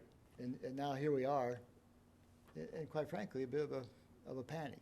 What's your sense? How do we improve? Well, you know, a couple things. One, I think, and as we have discussed it in prior meetings, you know, the next design round, you know, you would set up a group of town staff that we would meet with on a regular basis, whether that's coming before the selectmen to get your input as we go forward. Just that communication issue, that piece. We would look to try to do that. Town staff has done a great job, but obviously not everybody has perhaps been informed of some of those So you felt you've had enough staff from your side to do the design? Yes. on timely Since matter. you gave us direction to redesign that pumping station, we've been working on that. That has delayed getting contract 2 out a little bit. As you know from the original schedule, we were trying to just offset that by 2 to 3 weeks. But we're trying to fine tune that. There's also been a change in some staff at DEP who are doing the reviews of construction documents. So we're working with the new person there. But, you know, we're trying to keep all the balls in the air and keep things moving as best we can. Your point is well taken, Larry, and yes, we had hoped and anticipated we'd be out to bid earlier this year for various reasons that Dave indicated. Yeah, I as just well, wanna be as well sure as not turning around. I mean, could we have put him out faster? You know, Well, that happened. I just want to be sure Sure. we've learned what we need Yeah, to learn. lessons learned, Yeah. absolutely. Because we can't do this again. We Yep. need some timing to make proper decisions. Understood. Understood. Let me, Don, then I'll go Noreen. Thank you, Mr. Chair. I'm going to do this at a slightly different tack than what we've done, because I'd like to know what happened and how it rolled to this point myself. Got a metaphor for this I typically use. It's kind of like getting wheeled into the hospital with a heart attack and then having a debate over how many fatty foods you ate. It's not really helpful to the situation that you're involved with at the moment. So with that, I want to talk about what we can do as opposed to breaking apart. There'll be plenty of time to talk about what went wrong with contract 1. I will say in all the 15 years I was in contracting, I've never seen an ad alternate that was cheaper than putting an aggregate bid out, because there's a certainty of work. There's a certain amount of infrastructure involved in a contract that gives you an economy of scale, because not everything's incremental. So you've got to account for getting the equipment and all of the wherewithal on the base contract before you can do anything else. I am really concerned, and nobody's talked about that tonight, because that's why I wanted to have this discussion before this was all locked in stone. It seems like we're all ready to go with jettisoning some of these people that were originally part of the 2 contracts. If we start getting into that, I can tell you right now, there's a lot of people out there who secured the services of engineers to get the hookups. They may very well not be in either of these 2 contracts because of the sequencing. And personally, I'm not sure that, I mean, this isn't thinking out of the box to a certain degree, but we got to go to town meeting probably in the fall for DHY. And I'm not sure that the folks who foot the bill for this might not be better served if we asked them if they wanted to kick in more money to finish the whole project, as opposed to which one of you doesn't get a life preserver. It makes me feel very uncomfortable, because we have a CWMP. We've told them what sequences we're going to do certain things. On the county side, we're collecting room revenues that are going to be dispersed based on your CWMP certification. There's a lot of cards that could start falling on each other. I would personally prefer to follow the plan as opposed to following the money. That's certainly an option. Yeah, and one of the things we've talked about in that regard is to put in the contract that the ad alternate prices need to be held to some date in November of this year, so that does allow the town to make the decision whether they want to put a town meeting article at the fall town meeting and ask for that money, and you'll know what the costs are going to that town meeting. Well, surely we have to consider all the options. Noreen? Good evening. Noreen Donahue, North Harwich. In the spring of 2018, CDM Smith, our wastewater engineering firm, was adding streets to the scope of the area designated as Phase 2. Some streets previously slated as Phase 8 were incorporated into Phase 2. During that same time period, CDM tweaked the costs to be requested at the May 2018 town meeting, and that tweaked amount was approved by the voters. On February 19, 2019, at a Board of Selectmen meeting, CDM brought in new costs for the wastewater project, increasing the estimated total from $240 million to $300 million, citing, quote, updated collection system construction costs based on recent Harwich Phase 2 sewer construction cost estimate and other recent bids, end quote.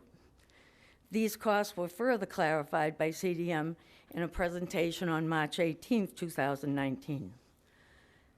After the February update, there would still have been ample time to add an article to the May special town meeting asking for more funds to cover the Phase 2 project if, in their professional opinion, more funds were needed. Now here we are. If we tell our voters that a project will cost a certain amount and then the actual bids are slightly higher, it is slightly understandable. When we tell voters that we are going to complete a specified area and then we take the appropriated funds and complete a significantly smaller area, that is something that just feels wrong in so many ways. There is no amount of qualifying, explaining, or justifying that will ever make this situation feel right. Thank you, Norton. Richard? Thank you, Mr. Chairman. My name is Richard Gunderson. My questions or comments really are trying to address the openness and fairness and transparency, that overused word.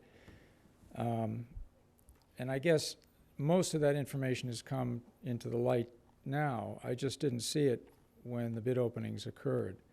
And I agree with the previous speaker that we've gone from slightly higher than expected to very disappointed.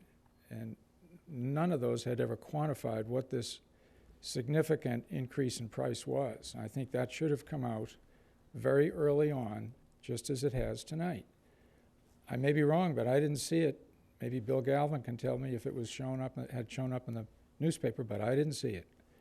Okay, the next question then, along that same line of openness and transparency, is I'd like somebody, if they could, to explain, without a huge amount of detail, because I know it's a complicated subject, what principal forgiveness is, and whether we should have, could have, or still might get some benefit from the principal forgiveness of the borrowing power of the state, or the loaning power of the state. I hope somebody can answer that question. I may throw this back to Dave or Mike. So principal forgiveness is a program that DEP has as part of the SRF program.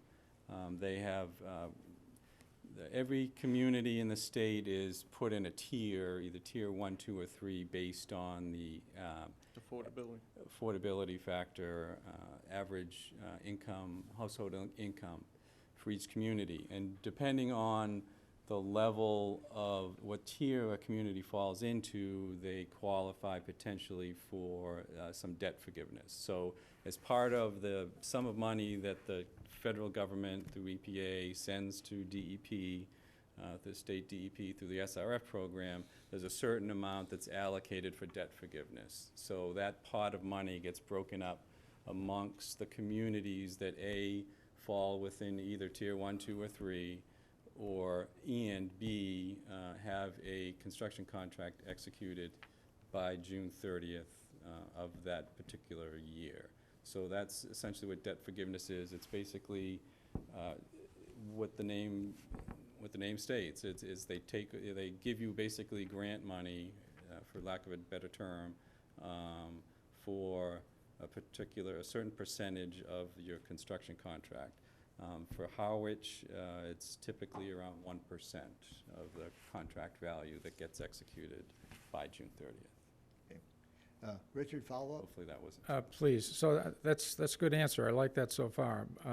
To quantify it, on approximately a $25 million combination of contracts, maybe it's only $22 million, you're looking at the potential of losing $250,000, $220,000, 1% of $22 million.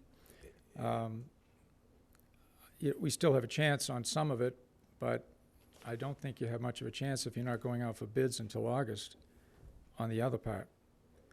Just a couple of other comments. It's real easy to criticize, and I guess that's what I'm good at, but when you've got this cluster of bids, I wouldn't really say you need any more competition. I don't see that. I see intelligent bidders all coming together on a very close range of numbers, you could probably get twice as many bids, and then you'd really have to question who the outlier is at 33% less. I think you got your number.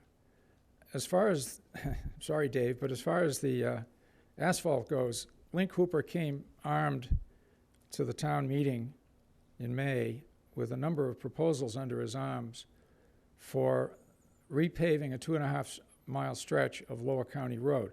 It didn't do him any good, but he had very definitive costs where he was going to show that he, in fact, was going to come under the $4.5 million for repaving that road. And that included maybe not as much deep digging as you're going to do in the wastewater, but still a lot of paving and a lot of aggregate drainage and things like that. So I don't know. Maybe you ought to get together with him and find out who he's using for asphalt. But I guess just to be critical, as I said I am, I would really check your pricing models because there's something wrong. Thank you. Thank you, Richard.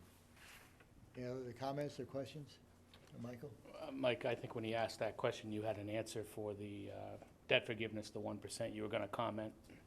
And he actually got around to it. He was talking about the full amount of the 22 million or so. Okay. Again, it's just to clarify, it's whatever was executed by June 30th. I didn't want to skip you. So in this case, it would only be the 11. That was all.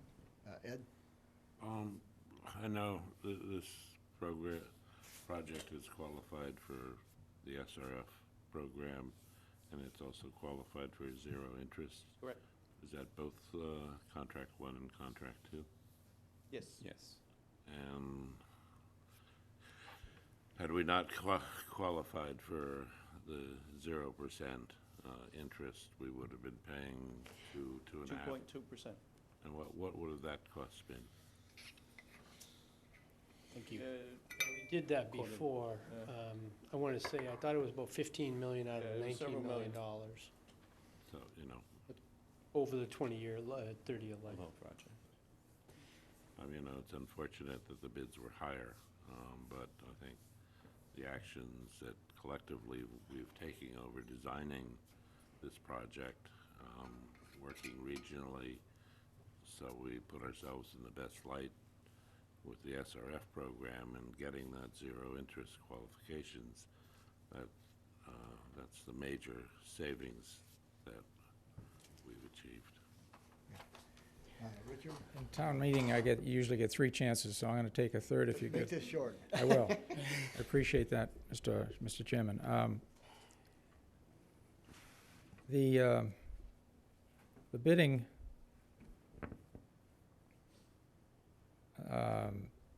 well, saving money on one hand is great, and I'm glad we were able to get the zero interest loans, but I don't see the relevance of it. We're still missing out on upwards of $250,000. And if you look at the dates of the town meeting where the design money was approved, it was 2017, May, and then the contract money last year was 2018. So we've had design money for 2 years, over 2 years. There should be some accountability of why it's taken that long to come forward with 2 contracts. Thank you. Okay. Michael? I like Don's concept about, the potential of fall town meeting rather than really scalping this project and not getting what we said we were gonna do done. So I think I'd like to see us explore that a little bit. Yeah, I'm glad that concept came up because we did have a discussion. Just under the procurement law in Massachusetts, we have some limitations, so we don't have maybe the flexibility that the federal government has. So we have to do them in sequence. I think the value to getting the numbers in is then we can go to town meeting in the fall and say, if you want us to finish the 650, here's the number. And that's something that we can have that, and we need to put it in the bid that they would hold the price long enough for us to be able to have the town meeting. I think the good news on the DHY is House Counsel and our attorney have gone through that, and it's looking good that legislation is moving forward. So last I heard, which was I think the end of last week, that they're very much positive that the DHY initiative will be something that may be ready for consideration in the fall. Okay. Michael? Ed has his hand up. I think moving looking towards a fall town meeting to get the full package approved is a good idea, but doing it in such a way, but if you're putting a bid out in, say, August, what you anticipate may be over what we have currently approved, done as ad alternates with those bids,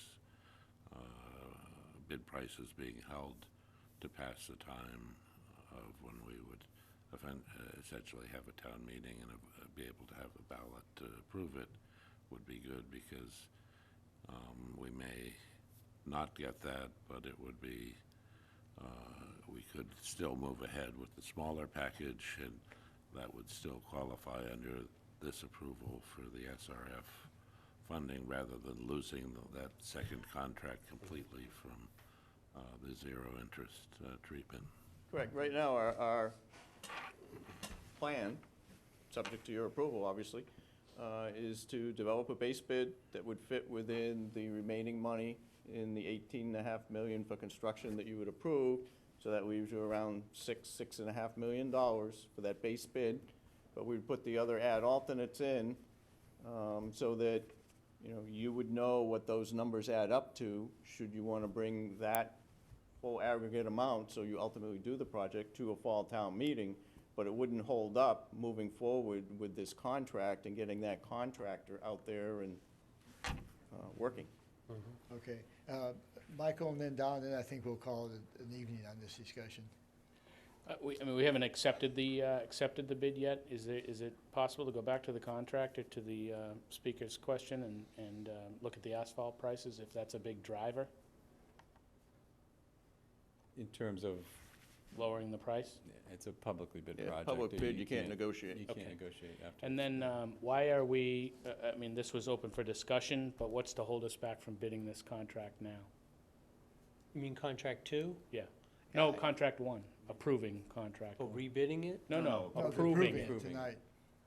to the Robert B. Hour Company. Yeah, you have the letter of recommendation. We have the letter of recommendation. The board wanted to have deliberations instead of taking a vote. Is there any so- benefit to voting this tonight versus next week? Gets it out of the way, but, But that's it? and that way we can get it to DEP in our packages. One less thing for them to have to check off. We We can move don't have the order forward. of takings yet anyway. Correct, but we can get all the other I documentation. think if we could do it into them. all next week, it would be Yes, beneficial. yes, And we should let DEP This is our know. agenda, because we only have a discussion on the agenda tonight, so. But we'll move ahead. Don? Yeah, thank you, Mr. Chair. If we do this, because I had a suspicion that everybody was locked in on the one path and hadn't thought of the other. Mr. Gunderson is right, though. I mean, these are all in a competitive range that's really close. It's hard for me to believe that we could go back. It's on us that we didn't estimate right, but it's not on them that they didn't bid right. Correct. This is what it is. I am concerned, and I'm telling you, from all the years that I've had experience, if you're gonna put it out, then you might wanna put it out as an alternate bid, all in for everything, and then also awarding it on a tiered basis, because if you don't, I still am suspicious that you're gonna be shorting us by about 4 or 5% on the total bid price. People have to account for hedging their bets when you're doing add-ons. They don't have to account if they know they're even gonna get the whole project or not gonna get it at all. If that is a concern, something that we can look at and think about and certainly discuss is. I have a bit of a concern, share that only with the ad alders, as Noreen mentioned, sends a funny message and it will confuse people. If I we're think gonna- that if the we're all gonna in do going it, in, we should, if we don't have the money, it either gets turned down at town meeting and we gotta go back to the smaller bid, or we're ready to go to be locked and loaded and Okay. award the second contract. But Michael says check. We actually can't vote on this tonight, but I think it makes more sense to table this and bring it back as a Yeah, package. it just says discussion on the posting, so we need to have contract award on the posting. I think. Okay. Ed? Obviously, everyone's upset that the estimating was not as accurate as we had hoped, and people are a little hot under the collar about that. But you know, we have in town been on the other side of it too. When we built police station, the estimate at the time was $8 million, and it came in at 6.3. And when we built the high school, the estimate was 65 million, and it came in at 59. And we just hit the curve or swing in the construction industry at the right time, and we're very lucky at that time, so. Okay, we have our work in front of us to get this done next week. Thank you. Appreciate your help. Thanks. Thanks, David. Next on the agenda is liaisons to town committees. Are people okay with this, or you want to change something? Or? Yes. I move that we approve the committee liaison list. Okay. As printed. As printed. Second. All in favor? Who seconded? I did. I was right next to you. Yeah, when you, Okay. Town no- administration report? we didn't vote. We didn't vote. We didn't vote. It All was, in thought it was a favor? motion and a second, though. Aye. Aye. Unanimous? We have in the past horse traded if somebody wants to change a committee, so I don't know if that's open to the board, but I know that that's something We've done that. I know a year ago, after this vote, Janelle wanted to trade a committee with me, so we did it, so. I do beg of you, Mr. It's Chair, been if that happens, kind it of goes open. through the chair after the deal is struck so that we have some idea of who's And it done has what. to be printed right. Absolutely. But this is not a closed discussion. I'd be happy to trade any of mine with anyone that wants to trade. How much?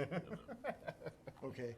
And it's also notwithstanding, you know, if there's a project that any of these committees come up with that you're of a particular interest or feel you have something to offer, you know. You go to the meeting. Yeah, you go to meetings, like any other Absolutely. citizen in town. How much are you offering? All right, Chris, we'll move on to town administrator's report. Under 50. I'm going to keep it short, Mr. Chairman. I don't have anything this evening, so if there's any questions in regards to the report, I'll keep it simple. Okay. Selectmen's report, Steve, I'll start with you. I just wanted to bring out one thing. I had a discussion with Chris about this, which I thought was a positive point that should be made. Evidently, some of the people that needed grinder pumps in their connection to the sewer system, I mean, that's a $5,000 cost to the individual. It's a big number. They've been working with CDM to try to drop those pipes down further to have it all work on gravity, which I think, you know, people should know about that. I mean, there's some real work being done here to try to get the costs down to the homeowner, and I guess we're gonna be successful in doing that for, I don't know how many, but It is a certain neighborhood that certain people live in that we were successful by dropping the pipe by an additional foot. Northwest and Southwest is the two neighborhoods. Larry just happens to live there, not that. We didn't do it specifically for Larry. Because of that. But that's several homes that we were able to avoid the need for pumps by putting it lower. And every foot you go down, the cost goes up. So But it's a but I different think, piece of you know, equipment to do. an attempt to try to, you know, reduce the cost to the individuals is an important part. That's just my comment. Yeah, thank you. Michael? I'd like to request an agenda item, the road maintenance program money. Have a conversation with the board about that.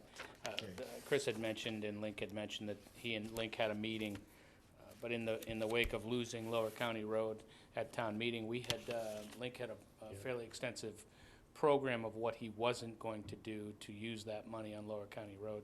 Now it seems we're not gonna spend a penny on that road, and I think the board should look at that. Yeah. Because I think that there's some work that we can do with existing money, rather than chip sealing and doing back roads. Good, we'll add that. We will have a recommendation from Lincoln that's overdue. Okay. We'll get Ed? that. Well, just a note, the Selectmen's Association monthly meeting will be in Hyannis at the Hearth and Kettle this Friday morning. And I bring this up because one of the fellows who had attended the meetings, not all the time, but fairly periodically, was John J. Culhane. He was the selectman from Mashpee, a true, authentic Cape Codder, and was in his 7th term serving on that board, and he passed away on Saturday. He was a great guy. politically, had some disagreements, pretty heated ones, but Good, I like him. he was he was always fun to talk to and fight with. What time is that meeting?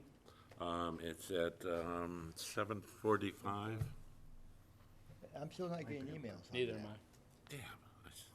You should, This is the I first sent time out I've heard. a last notice today. Yeah, I didn't get it. Yeah, so, Why aren't you getting it? Let's see. Don? Thank you, Mr. Chair. I don't have anything per se, but I do want to comment on what Steve said earlier. I think he's totally on target.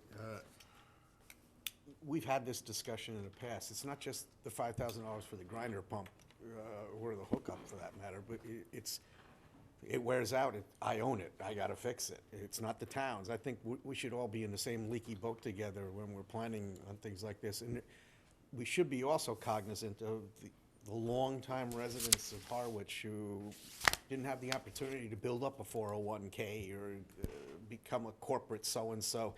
They were taking in sewing, they were doing 2 or 3 jobs, delivering and doing other stuff.